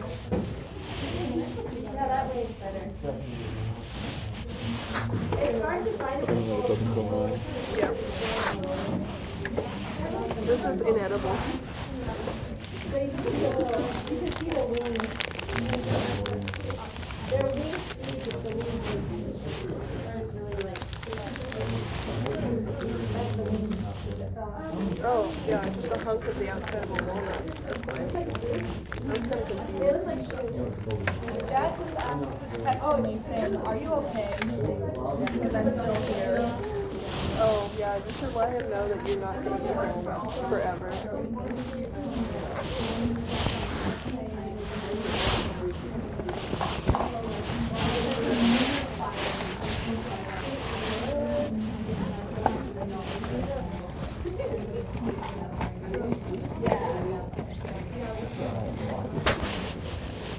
I don't know how that would work. I'm not gonna lie, do the video and I need to learn like, and I have to go to your doctor tomorrow. It's gonna be like, we totally have to leave at like 7:40 tops. Because we're trying to like get up at 7. It means I need to get up earlier so I can go ahead and shower. And I should probably join you. It's gonna take 7 years. But I guess we'll have to get up earlier.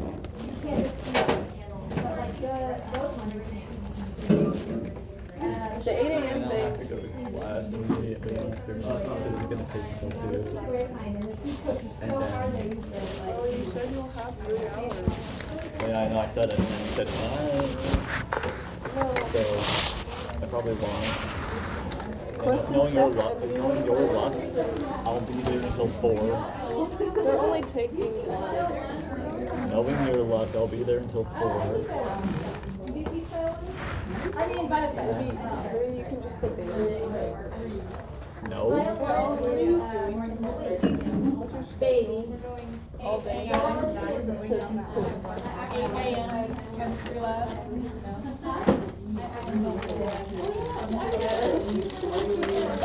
Worst comes to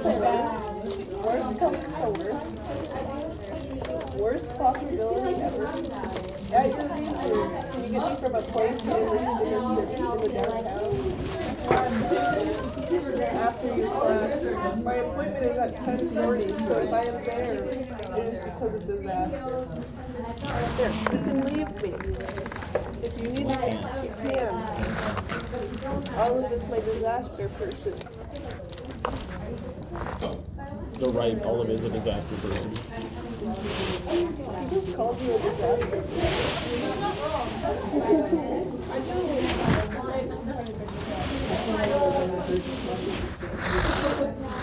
And then I have, but I left of all dates now, so it's kind of all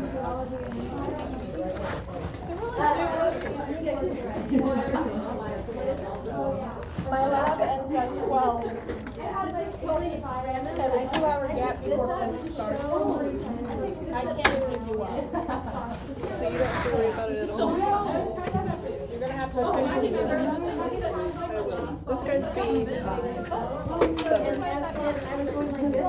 I'm not being stubborn, I'm complaining. There's a difference. No, you're denying yourself to get back to class.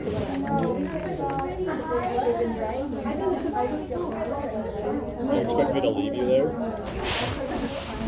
This one will be here, like right after you leave. Or even she could be there before you leave, and then you could go.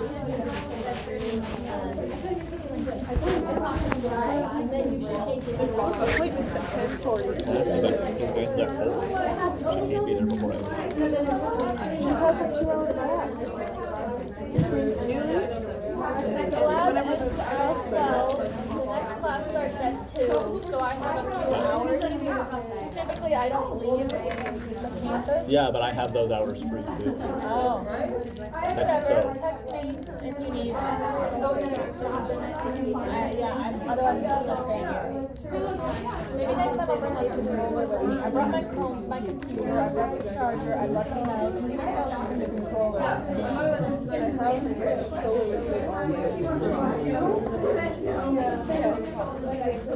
Bag pack. It's not like I have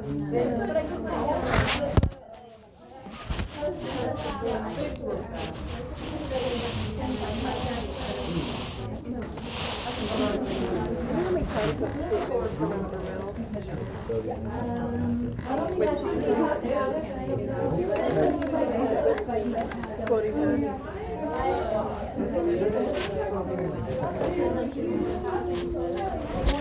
Those of you club officers, can you please send a group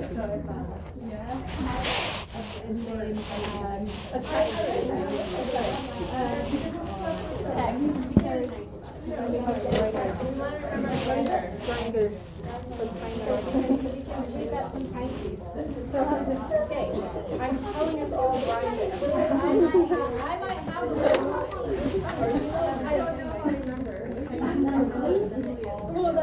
What's grinder? Grinder for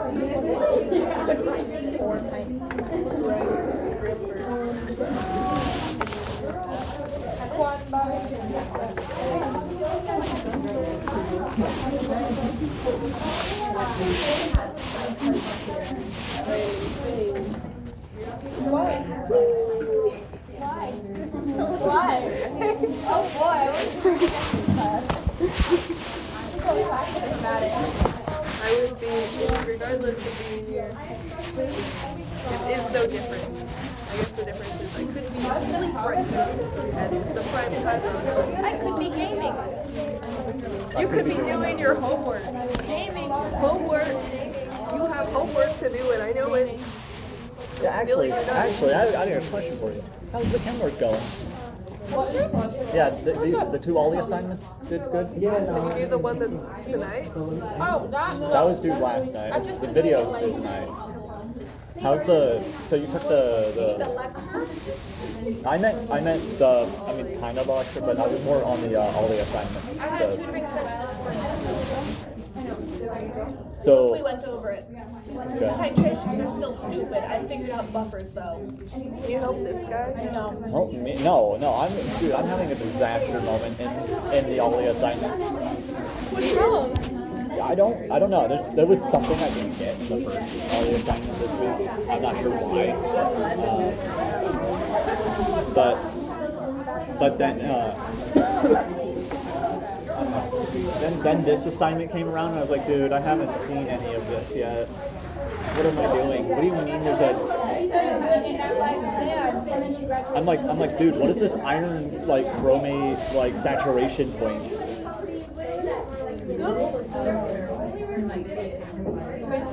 So I just entered it into ChatGPT, put it in, it got some of it right, and I'm gonna look at all the explanations as to why I got it wrong. You should teach ChatGPT already. No. No, Vix gave it to you. You had your own goodie bag. Introduced you to Vix. You had your own goodie bag. Didn't have a peppermint.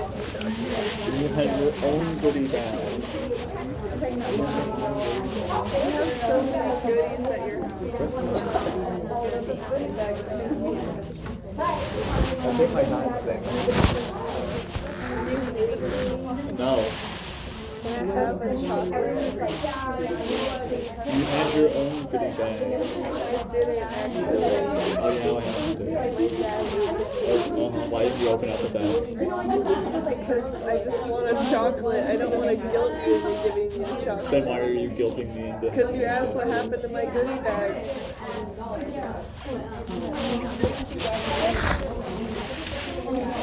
Why didn't you shoot your dad? What happened to me? What happened to you loving me, huh? What happened to both? What happened to me loving you and you loving me? There had two sides.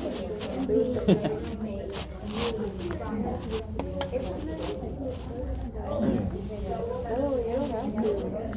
Then I won't. You don't have to. You could only do it out of the kindness of your heart, but if that's not there, you I could do it out of the guilt of my heart, actually.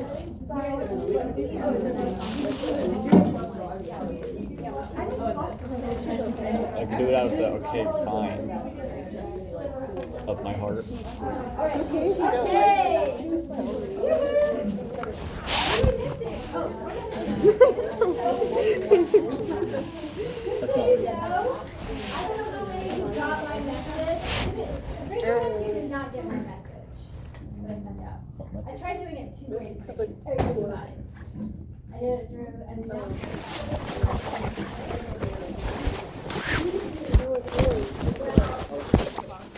You were talking about when you were... announcement on campus. Oh, it's There are yours. updates. I just want to make sure while you're taking a class here that you check campus if you don't get those announcements or notifications. All right, so I did mention that there were a couple people on the wait list, and that I wanted everybody to get here there first. To not miss any of our days, because we're gonna learn a lot each time and have fun getting to know each other better. So obviously we have a few people who didn't come tonight. A couple of them did reach out to me about it with good reasons. So I know for sure we've got a couple more people who are going to be checking in, but there is space for waitlist folks. So if you are on the waitlist, then come see me. I'll make sure you get in. Okay. All right. Because there's multiple people who want to do it. So it looks like we might have a little extra space. And then 24 is the magic number for us to be able to fit in the vans, unless they've gotten new vans, which I heard there were some new ones, but that's kind of how we will roll with it. Yeah. Why can't we ever just use the big buses out there? Oh yeah, the bus. There's a couple reasons why. There's pros and cons. Pros would be if we could all just fit in the bus. That would be really nice. They have all that space underneath for all our gear, and then we can all hang out together. And I can have my cool mic, and you guys can all talk on the mic too if you want, stuff like that. But The cons is that it doesn't fit. well, one of the places I do want to go to is for us. I want us to explore Fern Canyon, and the bus cannot get out there. The other thing is the campground where we're staying, the bus can't get in there either. So we have to do a 2-van situation, which ends up being more expensive for the college too, because they have to pay for 2 drivers if I don't drive. The last couple times I've done this class, I like to drive. I'm one of the drivers, but they changed their rules, and I have to go and get like a whole new, I think it's called commercial driver's license, which before they didn't make us do that. I just had to do this little like, I just had to take this little like online class and then drive around with someone for half a day. And I did that, so I could drive it. And now they're saying I have to actually, which is like, I think it like ends up being like 30 or 40 hours of work to drive a certain number of hours and take multiple tests. I was gonna say, I have that license, it's a commercial class, you need a passenger endorsement.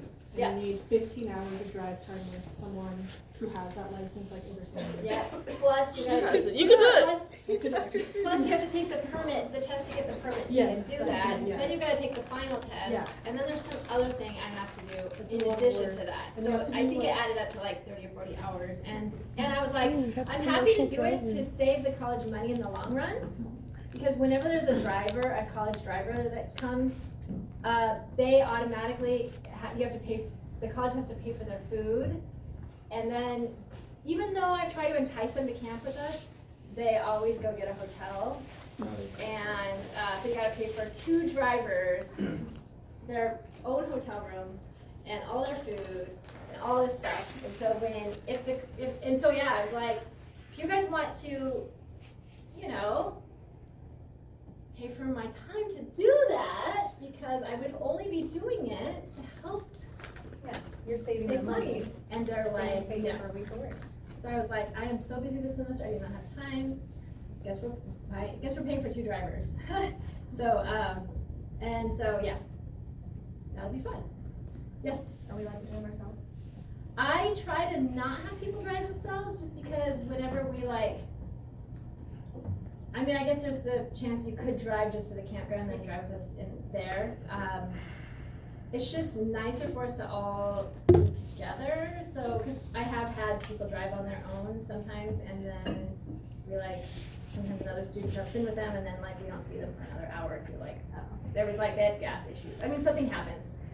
We also have done the thing where we give radios out to the cars and keep in touch that way, because there's some sections where we don't have good cell service. And so keeping in touch with folks doesn't always work. But if you're in a situation where you really, really, really want to drive yourself, and then come talk to me about it. We can discuss that as a potential option. I actually would maybe be more okay with it this time around, because the other negative to not being me not being one of the drivers is they drop us off at the campground, and then they go to their. Actually, maybe we can talk them into leaving one if they're both staying at the same place. Just for safety, I'd like us to have something if something happens and we need to drive somewhere. We can all squish in one van or something. So we'll see how things play out. That shouldn't happen, right? But I don't know. Yeah. I know Mr. Reed's actually done this before. Have you accidentally left anyone behind? On the trips? Okay, good. For some reason, I just put a big donut in my mouth as I'm trying to talk to you guys. I forgot to do that over the break. No, what's really funny is Morgan Hanford has a story of where he did a class once, and they passed through Arcata, and they ended up gathering an extra person. What? So the opposite has happened, which is funny. They realized there's this other extra person in their car, and he's like, "Oh, hey, I just thought you'd ride." It was a college bus. While we're on the topic of read, you do know how to read the fuel meter, right? Oh yeah. Make sure 'Cause you there are know. times when Reed doesn't. It was backwards. No. It was going from Reed- empty to Reed- full. No, the same thing happened to us. You guys had that Reed same problem. Reed said he thought it was Yeah. backwards, and then it was actually right side forward. That is so funny. And There I had to shouldn't talk be to a the- vehicle the same that's thing backwards happened to us before. last time. I talked to a fellow teacher, she's not here anymore, but into driving the other one. And so we didn't have any official drivers official Shasta College drivers with us. We just drove, and yeah, we had some funny things happen, but we didn't have to run on gas. But I was like, this is so crazy. Somehow we're gaining gas. I couldn't what's going on. I remember Reed put it in neutral and was coasting Yeah. down some of the hills because Yeah. we were that low on gas. Yeah, we're just going. Yeah, sometimes just going uphill and downhill can change the, what it's showing, just depending on where the gas tank is. But that wasn't what was going on with us, but something weird was going on. And then we tried getting gas, and our gas car wasn't working. So yeah, it got a little crazy, but we're all good. I just want to show you really quick. This is jelly fungus. This is what it looks like, and it has a kind of a classic mushroomy look to it, or it can not exactly look like that, but then if you look close, it will have, you can't tell on these because it's kind of blurry because it's far away, but they do have the little teeth. And it has a jelly look to it. And what was the other thing? This is the redwood sorrel. I just thought I'd show pictures of some of these things just in case you guys don't know, so we can start learning it.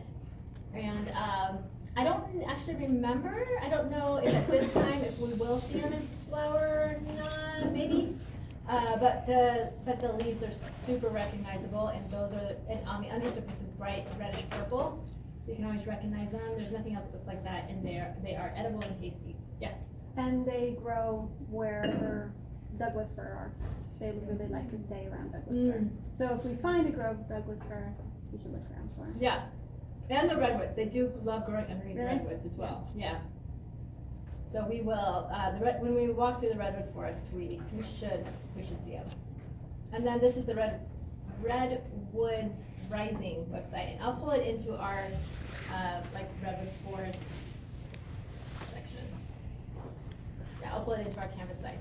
So that leads us to our Canvas page. Here is our Canvas page. If you haven't had a chance to check it out yet, please do. I just have a little message here that's really similar to the email I sent out, and then some highlight pictures that are fun. And then I want you to go to modules. And then the first module has just some general class info, and this one is some more info about me and how to reach me, which the best way to reach me is just through inbox here. And then you could also email me through the Shasta College email as well, but this is nice and easy. It doesn't get buried in all the other stuff that I get. This is the same syllabus that you guys all have, so if you lose your paper copy, you can always access this, and I'll probably have some extra copies as well. The packing list, this is also embedded in the syllabus, so you have that in your hands right now. And then the Natty History Forum is for you to share anything that you want. It's just like kind of like a discussion kind of forum, and I remember Desiree did a great job adding pictures last time, didn't you? Probably. And I think, did you, Cody? All the time. I've had a few people like really jump on that and put cool stuff in there. So keep your eyes on that. And then some of these other things we will be checking out here and there. Oops, not that. Shoot. I'm jumping ahead here. Where is that?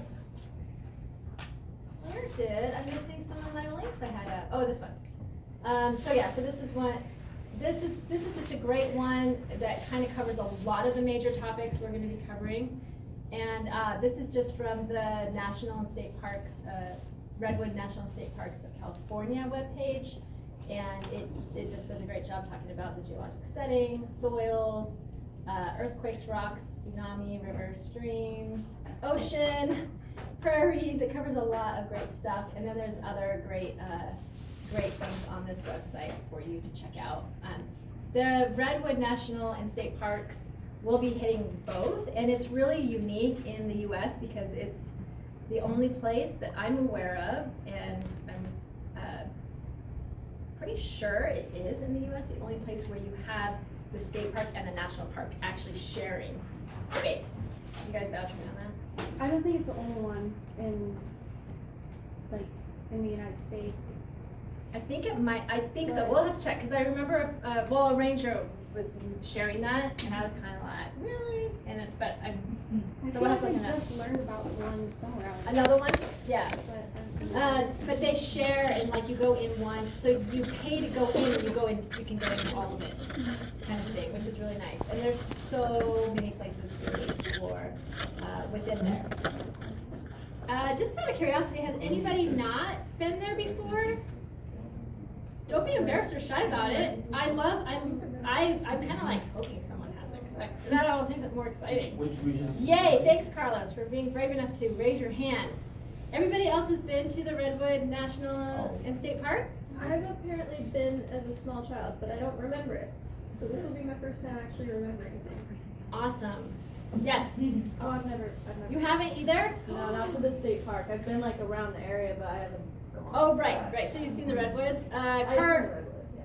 Carlos, have you seen the redwoods before? Have you walked amongst them? I've been to the Sky Park in Eureka. That's the most I've been. Okay, that's really cool. Yeah, that's neat. I think that those are some really nice trees, and in the Arcata, I think it's the Arcata County Park, there's some really nice redwoods there. And but where we will go, they're going to be a little bit bigger, and it's going to be much more pristine feel. Yeah, so that's cool. Yeah. I have been there, but anyone who has been there been on that Sky Tram thing that goes. Oh, near like Crescent City? Yeah. Yeah, Trees of that's Mystery. Trees of Mystery. The Trees of Mystery? That is that's an experience. That is. That's cool. I was just about the kids. That makes sense. I feel like it'd be fun to go up in those trees, like, I've seen moles twice. Oh, in the trees? yeah, like what we did in Honduras. Climbing the trees. Wait, I'm trying to get out of that. No. Anyways, this is where we are going to be camping.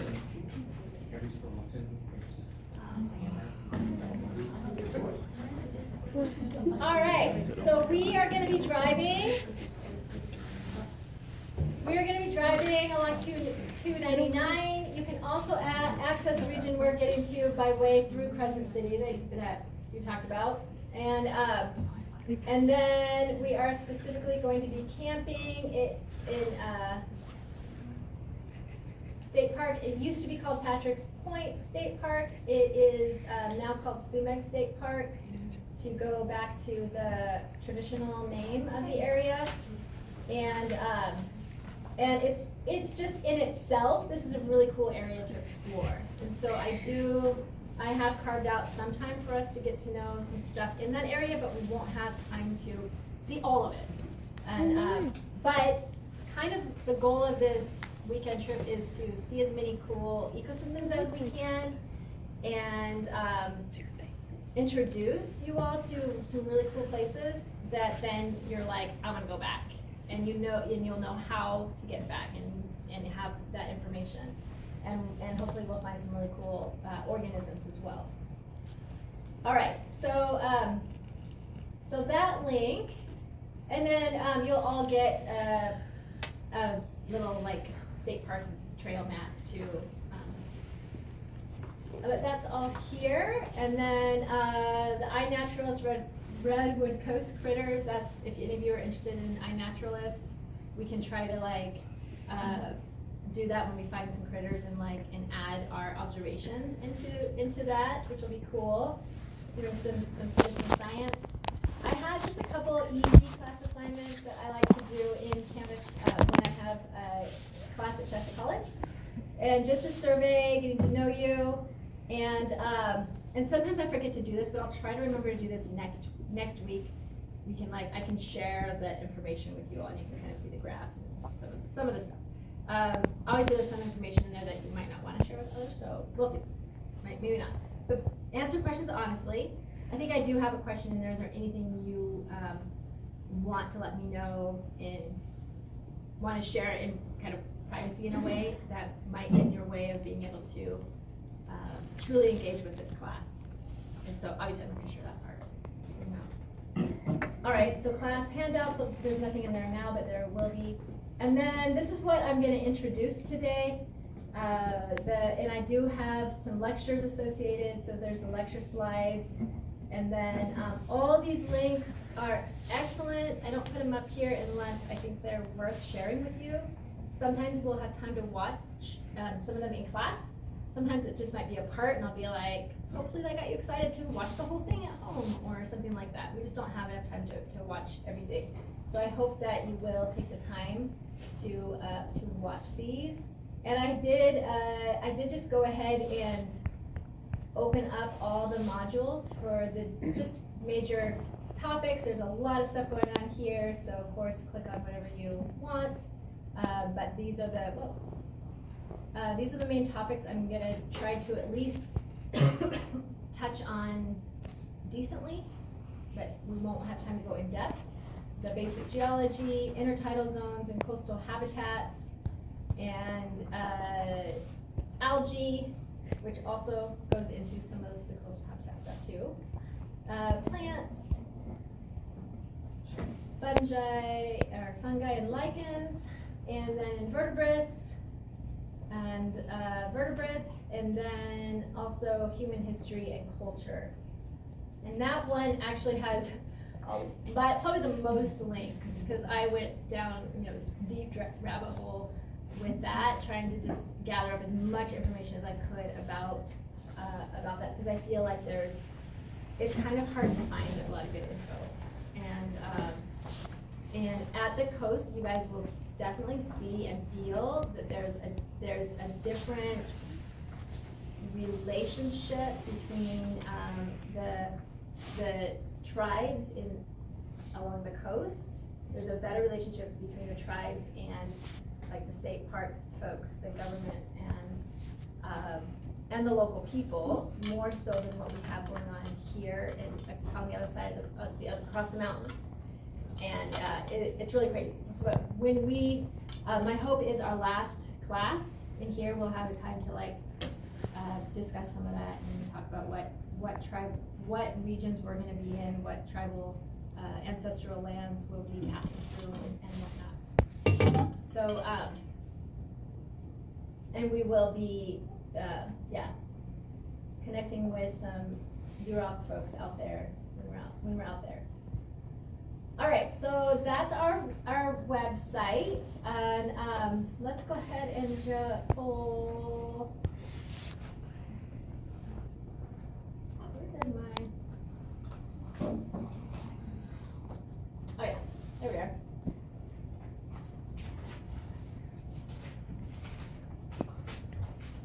So these are major objectives for the class. Describe geologic history of Northwest California. Identify, categorize organisms observed in different forest habitats of the region, including plants, animals, and fungi. I know it's natural history of the Redwood Coast, so a lot of times we just think, oh, it's just a redwood forest over there. But there's other forests there, and we will get a chance to go through at least 2.5, maybe 3 different kind of forest zones. And identify, categorize intertidal organisms. We're going to spend there's one block of time when the tide is decently low enough that we should get to see some good tide pools.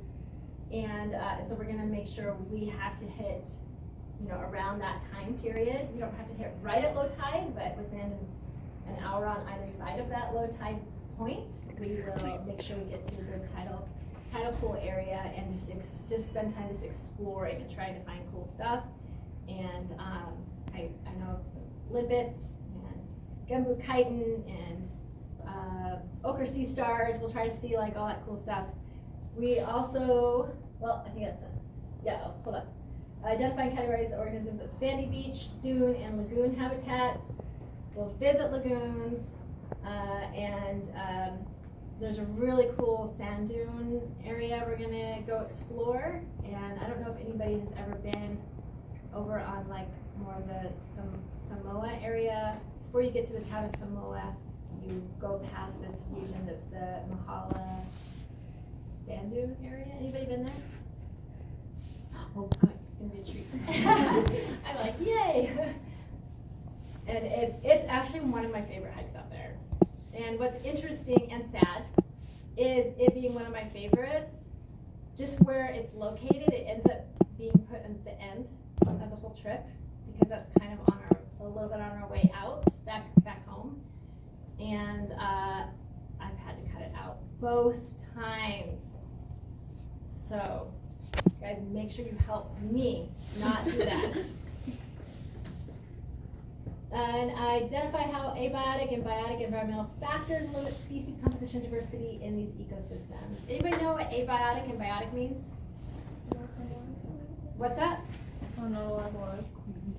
Oh, alive and not alive. Yeah. I thought you said something else. I was like, huh? So give me some examples of abiotic factors on the environment. What about out in nature? Did you say rocks? Box. Seriously, you hit the table the same time she said something, so I was like, table and box. Let's think about nature, you guys. No, just kidding. That's funny. So, and then I thought, did you say fox? No. Rocks. All right. Good. I really don't have hearing problems, you guys. My husband does, so, or at least he says he does. I can't hear me. Like when we had little ones, he had one good ear, one bad ear, and somehow he always ended up sleeping on his good ear. When the babies would be crying. Very convenient. Yeah, convenient. That's what I think. Describe a scientific research conducted at Cal Poly Humboldt State University's Marine Laboratory. So that is something I really try to pull in, and I think that their main person involved with outreach is really busy Especially because since they just got their big fancy new research vessel like last week. I didn't know about that, but Yeah, maybe they that's just why. posted it and everything. Okay, maybe that's It was why. on the news. Because she's replied a couple times to me, and I'm trying to dial in like a time for us to go visit. Because we actually can go visit. Actually, they changed their hours.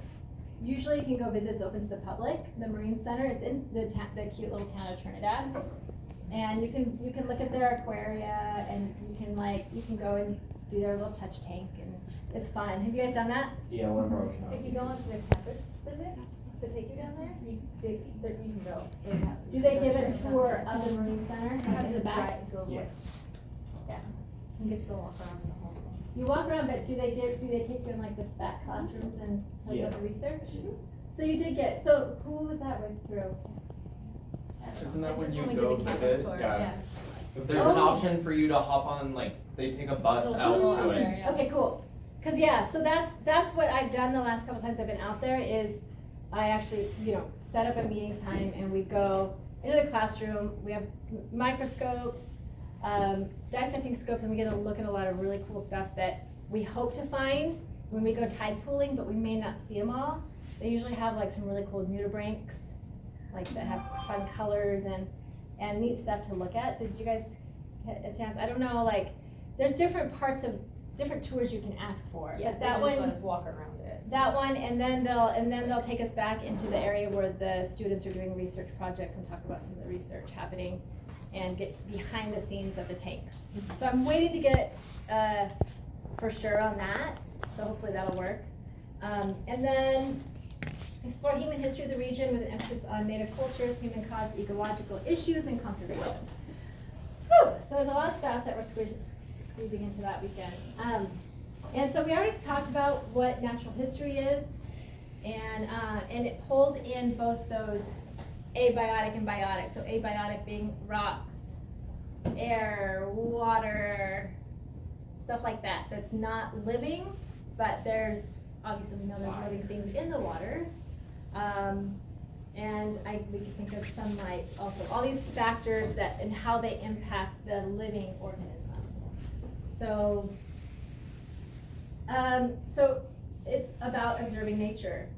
And obviously we got to get out there, observe what's going on around us, take notes, sketching or taking pictures, thinking about what you're observing, identifying and understanding what you're observing. And I know as humans we love to categorize things and we like to name things. And it is fun to it helps, knowing the name of something helps, I think, build a relationship so that you want to learn more about it and want to help protect it. That's how I feel and how I think of it. And there's common names, which are just easier to remember. And when the common name has to do with a feature of the organism, it's really cool to help you remember that organism and the name versus naming it after somebody. And often a lot of the names are of people that maybe weren't such good people. And so there is like a push to change some of these common names and scientific names. Then you've got the scientific names that are important to give to each organism so that the scientific community around the world can know who they're talking about. And then there's some folks who feel like naming things maybe isn't the best either, because then we're like, you almost think of it as it's a species, and you forget about it being like individuals of the same species. Like for us, if our name was just Homo sapien, or like human. It's interesting because there's, and I want us to be thinking about all these living things around us as fellow beings and individuals, and that also have a purpose, just like we think we have a purpose. And to try to step away from human centrism that is just so rampant in the world. Not every place and not everybody feels this way, but would you guys agree that it's a big part of why we're having so many issues with climate change and so the environmental degradation? If we didn't think that way, that wouldn't be happening. So and think of like these fellow living organisms as organisms to learn from and not just always take, which can be tricky being so interested in ethnobotany and plant use, and thinking about like, harvesting things and taking things, take. And so to try to think about how can we give back to, because if we don't harvest and take, we can't survive. We need that. So it's like kind of getting that relationship. Yeah, that relationship. And so even like some people don't even like the term natural resources, because thinking about nature as just being resources and not just being these living organisms that have stuff going on and they're doing their own thing too, right? So anything anybody wants to add to that? It's like looking at the woods as a product rather than for our use, rather than existing for itself. It has its own purpose, it has its own life and ecosystem, whatever, it's not for us. And when people do talk about being in relationships, I think the sky's agreeing. when people talk about being in a relationship, they forget that the relationship should be reciprocal. We can go a little So if later you're getting and do the something from X-ray. it, what are you getting back? Right. Yeah. That's cool. I think. And then I'll go by myself on Friday. Either one. The book that we're reading in botany, the latest chapter that's actually due today, she kind of goes into how things have different. I'm not super strict about it, just so you know. I try to pretend I am. Oh. Let people keep knowing. Oh, just, you guys are like, I have too many botany students in here. No, you too. You guys are like, oh, it's due today. But All right, sorry, go ahead. The author talks about how they're kind of studying how plants have different personalities even, and I feel like that seems like such a far-fetched idea for so many people, but I think that's so legit. Right. Yes. I just think too, like, I don't know, we as humans definitely distance ourselves from a very early age in school. So I think it's super cool to have like the opportunity to learn that we are part of nature instead of learning about like, and nothing against botany, I love botany so much. But I mean, when you, from like a child's point of view, when your first exposure to learning about nature is its cells, or something like that, it seems so abstract. So it's just super cool that we're able to not just learn about nature more hands-off, but that we are also a part of it, because then, not to quote Braiding Sweetgrass, but she had asked her students, what do you think would happen if people believe this crazy notion that the earth loved them back? Yeah. And a student responded, we wouldn't hurt what gives us love. And just so thank you for this class, because that's what you're doing. Oh, thank you for you and for sharing that. That's if any of you want a good book to read and haven't read it yet, please read Braiding Sweetgrass. That's a good one. And then the other book that what's that? Oh, gathered moss is also a good one. The That's surface one I read. berry. I didn't read. Oh, the surface berry. I still haven't read it, but I have it sitting there by my couch. But the other book, you guys, The Light Eaters. Oh, yeah, That's that one's thank you. Yeah, hold that one That up. was so good. That's another good one. Yeah. That I apologize. You too. Do you remember what book? Did you read that book in here? I had you read another one. Brilliant Green. Yeah. Oh, Brilliant Green. Yeah, you were in that class too. Last semester. Yeah. No, Or it's no, last last semester. spring semester. Last year. Last semester Patrick was in botany. He read Light Eaters. Yeah, Light Eaters. So if you have only read Brilliant Green, you gotta read Light Eaters. It's so much better. I apologize, it wasn't out till last summer. So, Oh, I see. Yeah. What was the book called? The other one is good too. Wait, Brilliant Green. Brilliant Green. Yeah. But, so yeah, so then. I have a copy if you want to borrow it. I can bring it tomorrow. If we weren't gonna be in such a rush that when we go on our trip, on our weekend adventure, I would have you guys do like a little journal and have you do some cool art and stuff like that. But it's good. You'll have a handout that you're gonna be writing stuff in and taking some notes and like that, and doing a final write-up at the end. But I do recommend doing this when you ever have time to try to do some nature journaling. And pull in, like, just taking that time to like really get to know something out in nature by drawing it and writing about it. Yes.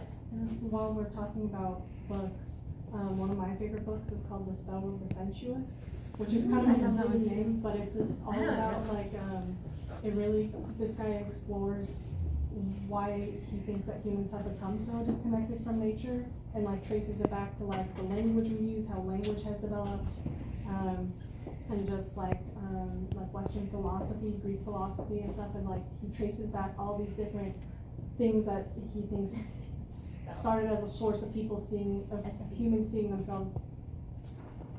I'm honestly not sure about the spelling. Spell, not smell. Sensuous. Spell? I think it's David Abrams. I don't know if I'll read Smell that book.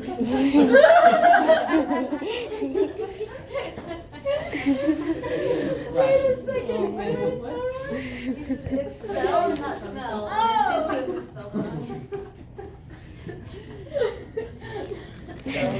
Spell? S-P? Spell. Yeah. Like casting a spell. Yeah. Oh, Like I when you're was not thinking there. like spelling because that's my problem. And S-U-S-U. Just put an S in there. I had an S there. Yeah, but you had something else to it. That's. Those scratchy books are going crazy. That's how I had it written before, and then you said something about. I said. About the I said smell. P, not an M. Oh, I thought you said P. Maybe I do have something going on in my hearing, guys. I was trying not to be loud. Usually I have like the opposite problem. I hear too well. Like I hear too many things. Maybe that's it's all mixing in. So spell the sensuous. Spell the sensuous. That would be a cool one too, because it's like all part, if you're thinking about essential oils. But if you're thinking about other things, not so much fun. So these are some great ones. Light Eaters. And then, what else did we talk about? Robin Walkin. Just say Robin. Anything she Yeah, writes. anything written by her is anything she ever has done or said. Okay, help me remember if I spelled her name right.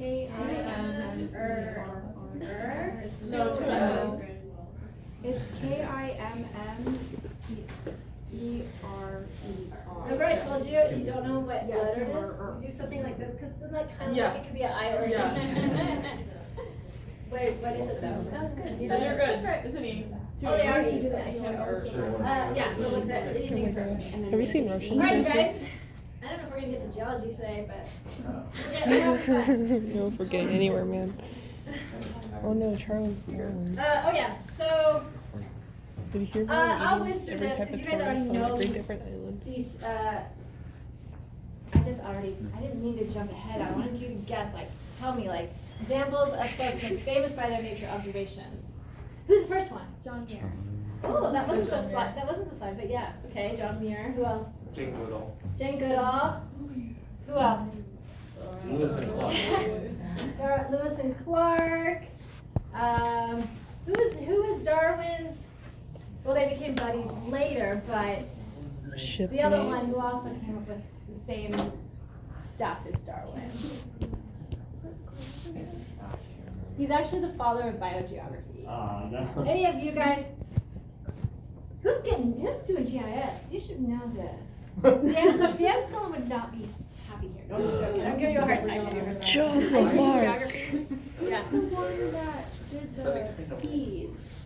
There's a special geologic line between certain islands in Indonesia named after him. Oh, the Galapagos? No, Indonesia. But Galapagos, yes, that's a special island group for Darwin. There's a special geographic line. It's a geologic. It's kind of both. Oh, okay, Wallace. Anybody know? Alfred Russel Wallace. What'd you say? As an Alfred Hitchcock. All right. No, so Alfred, for some reason, Alfred Wallace, this is crazy because he came up with the same ideas as Darwin, and on his own, sent them to Darwin, letters of talking about natural selection, and Darwin's like, and Darwin had been sitting on his stuff for years, afraid to publish because of what the religious people would think, blah, blah, blah. And he sees these letters from this guy, and he's saying the same thing that he'd been sitting on for so many years. He's like, shoot, I better publish. And they both published at the same time.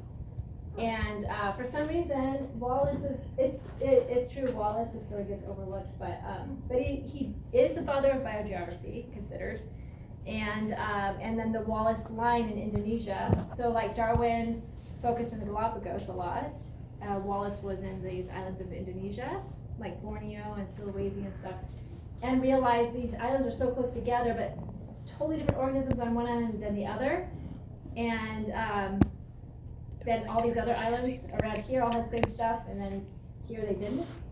And then come to find out there's this huge trench there. And so through time, the water would go down, the sea levels would go down, these islands would be connected, but never those ones. And so a lot of things that couldn't fly or didn't happen to raft, and the currents didn't allow for rafting. So it's just really cool. So it's called Wallace Line.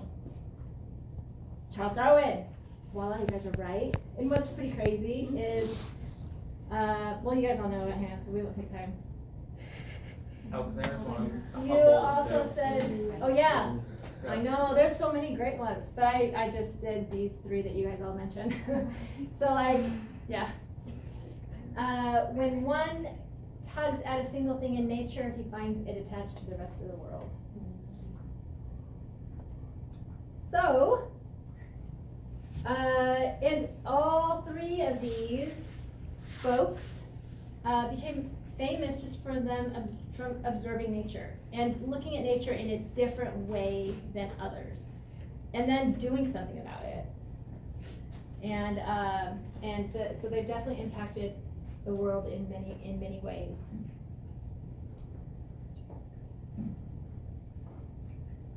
So Naturalists of California, obviously California is just a really special place. And I honestly have not read this whole book, but I've skimmed through parts of it. I really want to read through it. I'll have to see if it's on Audibles, because that's one of the main ways I'm able to read books. But an island called California. California really does seem almost like an island with just how diverse the organisms are here. And actually at one time it was thought that it was an island, or there was folklore about it being an island.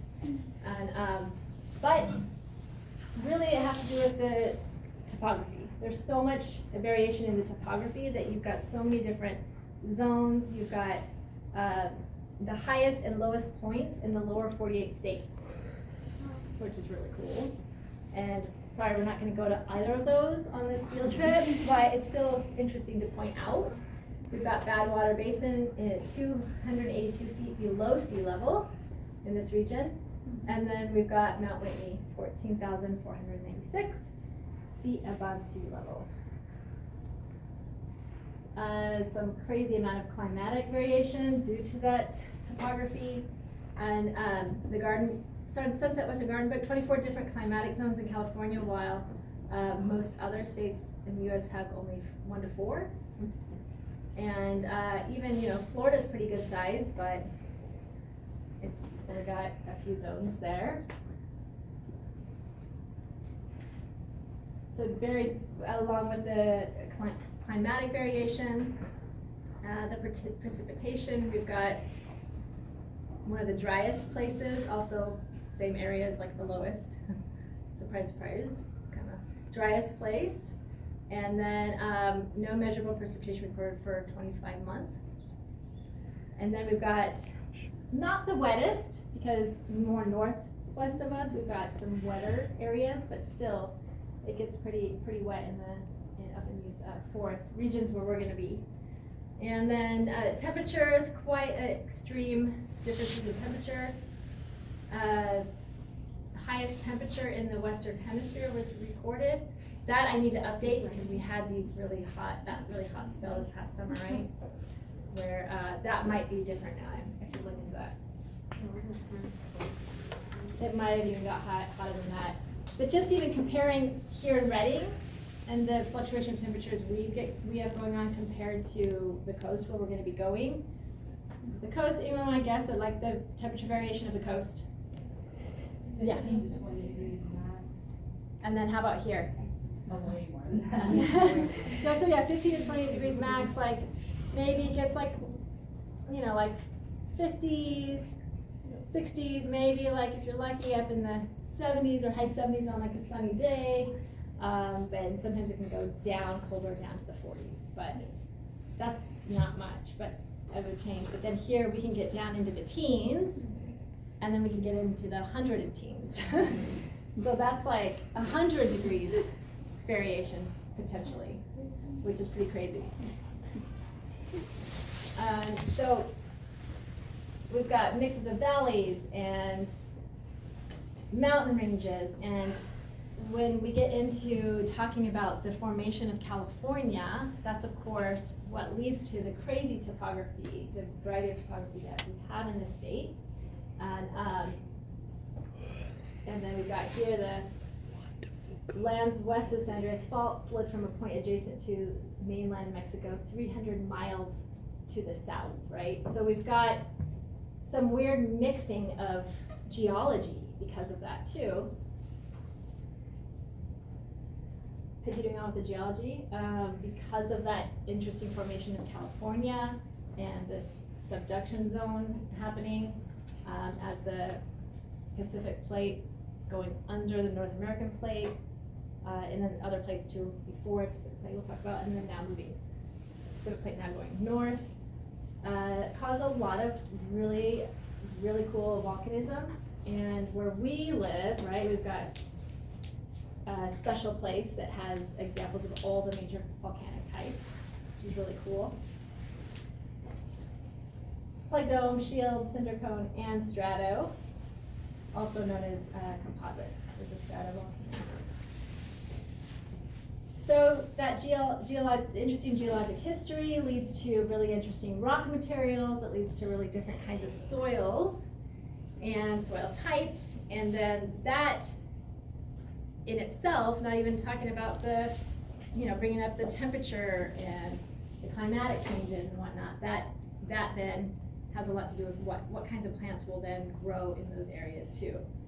We'll talk about serpentine soils and why there's so much serpentine in California. And these guys can deal with the serpentine soils that have a lot of toxic, like high amounts of metals in the soil that other plants wouldn't be able to survive.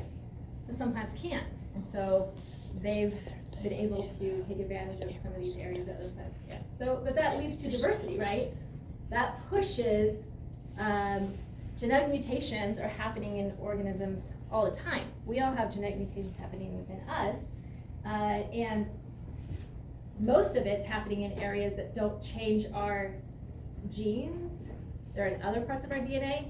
But sometimes it happens that things change within the genetic regions that make something look or act different and be able to interact with the environment in a different way. So because of all these diverse regions, that pushes then those mutations, those genetic differences to potentially, if they're a good one, then it's like, oh, well, we can live over here now, where before we couldn't. So from 300 to 178 major habitat types or natural communities. There's quite a bit, and these, I can't remember if I actually posted these slides. I'll post these slides, so if you want to zoom in on that, you can. So greatest number in California, with the greatest number of unique organisms in the continental US. Also, California is a big state, and then the shape of it, right? It's running pretty long, but 5,000 native plants, of which 40% are endemic. What does endemic mean? It's only found in that area. Yeah, only found in that area. So that's quite a bit. And then of the animal species here, 65 endemic. And then if we're just talking about insects, about 50% are endemic.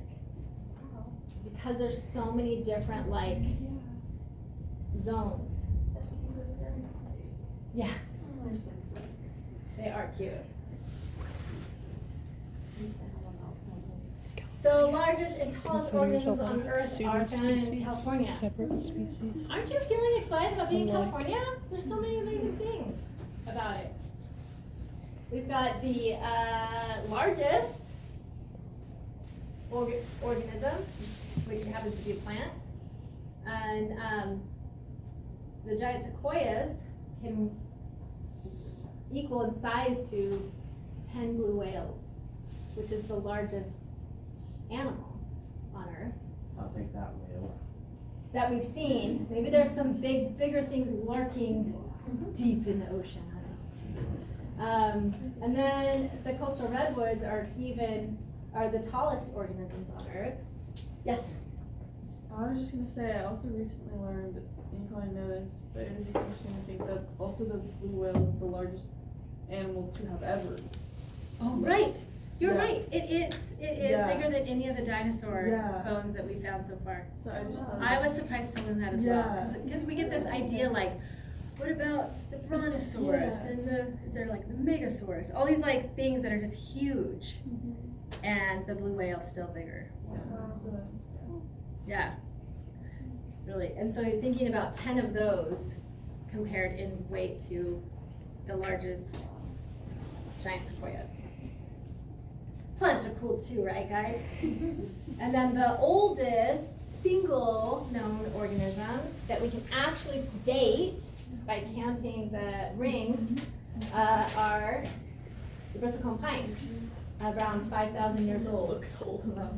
And then the sequoias, redwoods, they're both considered kind of redwood group. The giant sequoias versus the coastal redwoods, which are genus Sequoia, so it gets confusing. So sometimes I'll just say sequoias, meaning both. Those can get pretty old too, 200 to 300, or 200, 2,000 to 3,000. So highest number of threatened species in the continental U.S. are those in California. Continental. Why do we say continental U.S.? Can you think of another U.S. Hawaii. state? And like Hawaii. Hawaii would top this. I mean, Hawaii has so many issues with species, endangered. When we are like talking as far as like these with the continental U.S., do they count like, so military bases are counted as U.S. territory? Do they count like the ecosystems that end up being on military bases across the world? I wonder. If they're talking about the non-continental U.S., yeah, I would say no, because the bases are just borrowed. Yeah, I just wonder because they consider them completely like fully. I know. Yeah, the people are It's US so citizens. No, I know. It's Yeah. crazy because, well, there's the bases, places where there's bases, Yeah. but U.S. territories are considered U.S. I was just wondering But, if they would and count they are the considered bases U.S. in that citizens, too. but they don't have all the rights we They have. can't They're not vote. allowed to vote, and there's certain like government assistance and things like that they don't get. Which is crazy. Is it over? Yeah, there's so many It crazy should things. be. That's a whole nother. That's a So you whole get a science kiss? session. Were you gonna lick But me? oh my gosh, you guys. Whoa, but that's a whole other political science discussion, and the craziness is, can I just say one thing really quickly in the political science realm? The crazy thing about the US bases, Tomorrow I have to get up at all over 8 the a.m. place, it's like, and maybe you've asked yourself this too, but like, do you think the US would allow all these other countries to have bases on our country, on our land? No. Especially now. But we are on so many other, and I say we, our government thinks that's okay. And I grew it's up pretty on those bases. It's weird for me to think It's, about. I'm like, it's, weird. I visited some too, where it's just like, it's like you're in mini US on these bases in the middle of these other countries. I've been to one that's outside of Tokyo, and you're just like, it's like, and some of the people never hardly leave. They can just like, they don't have to connect like in that I knew particular people situation that with the would Japanese culture and never thing. leave base. Yeah, it's we crazy. were They have never like their on movie base. theaters, they have everything they need there. Yep. And our tax dollars. They even pay for that. import, like at the grocery store on base, they import everything. And yeah, so you can get all your, That's all your horrible. normal things. You wanna eat lower quality food because I'm an American. That's my, little, just a touch of a political soapbox. And I think, we can be an open up group if you guys want to share too. We can have like some friendly situation here. But, yeah, so this is my last slide here. Just that, this is showing, biodiversity hotspots that are decided by conservation groups. And actually, this, a couple 100,000 years, I think I and updated you'd have this a really from good last map of how year, humans travel across the and then continents. it had new, like more spots are in red that I remember, like when I first started looking at something like this years ago. But you can see here, the California Floristic Province is one of these hotspots. To be a biodiversity hotspot, they are considered the richest and most threatened reservoirs of plant and animal life on Earth. And, yeah, we can see there's quite a few of them, and it's increasing in number. And of course, a lot are, generally it makes sense, like a lot of tropical regions, rainforest regions that are being cut down. And yeah, it's an interesting thing in our own backyard. We're in one here too. Yes? What kind of base Antarctica is on there? 'Cause aren't there endangered species there too, like the, not endangered, Yeah, so this isn't specifying, where there's endangered species on Earth. It's specifically, biodiversity hotspot, so biodiversity is just a really high number of different kinds of species. So it's easy to think of like a rainforest as having a high number of different kinds of species. And so California is considered one of those. In addition to it is that these are also areas where they are threatened as well. So yeah, so here's the Indonesia area I was talking about. And the Wallace line is right there where this line is. See how close those islands are? And so there's certain islands that when the water would go down, they would share organisms, like different organisms would spread around. But then this island over here doesn't have those same things. Very diverse. It's really crazy if you go and compare both of those. Operation Wallacea got their name from. I was reading that. I was like, because of that, because like they're like, he's so important, and people don't. No, Lena was explaining that to me. Oh my gosh. All right, guys. Sorry we went a little bit over time, but I had fun today getting to know you all and just introducing the class. So next time, get ready for an intense whirlwind through.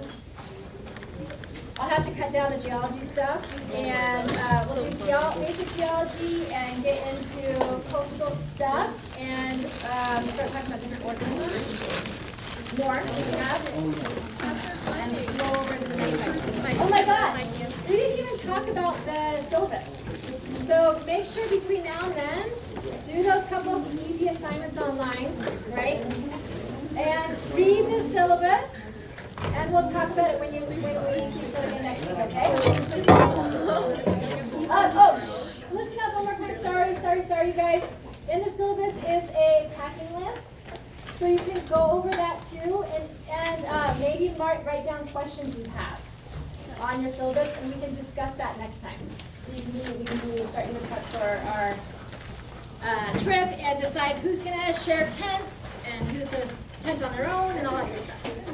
All right, so I'll see you guys next time. Oh, can I get your little? Where's yours? I have to go out and put my backpack. Do you mind if I take it? And then I have to get it back next time. I mean, Have you read through our lab before? Or like read ahead and then go into our lab.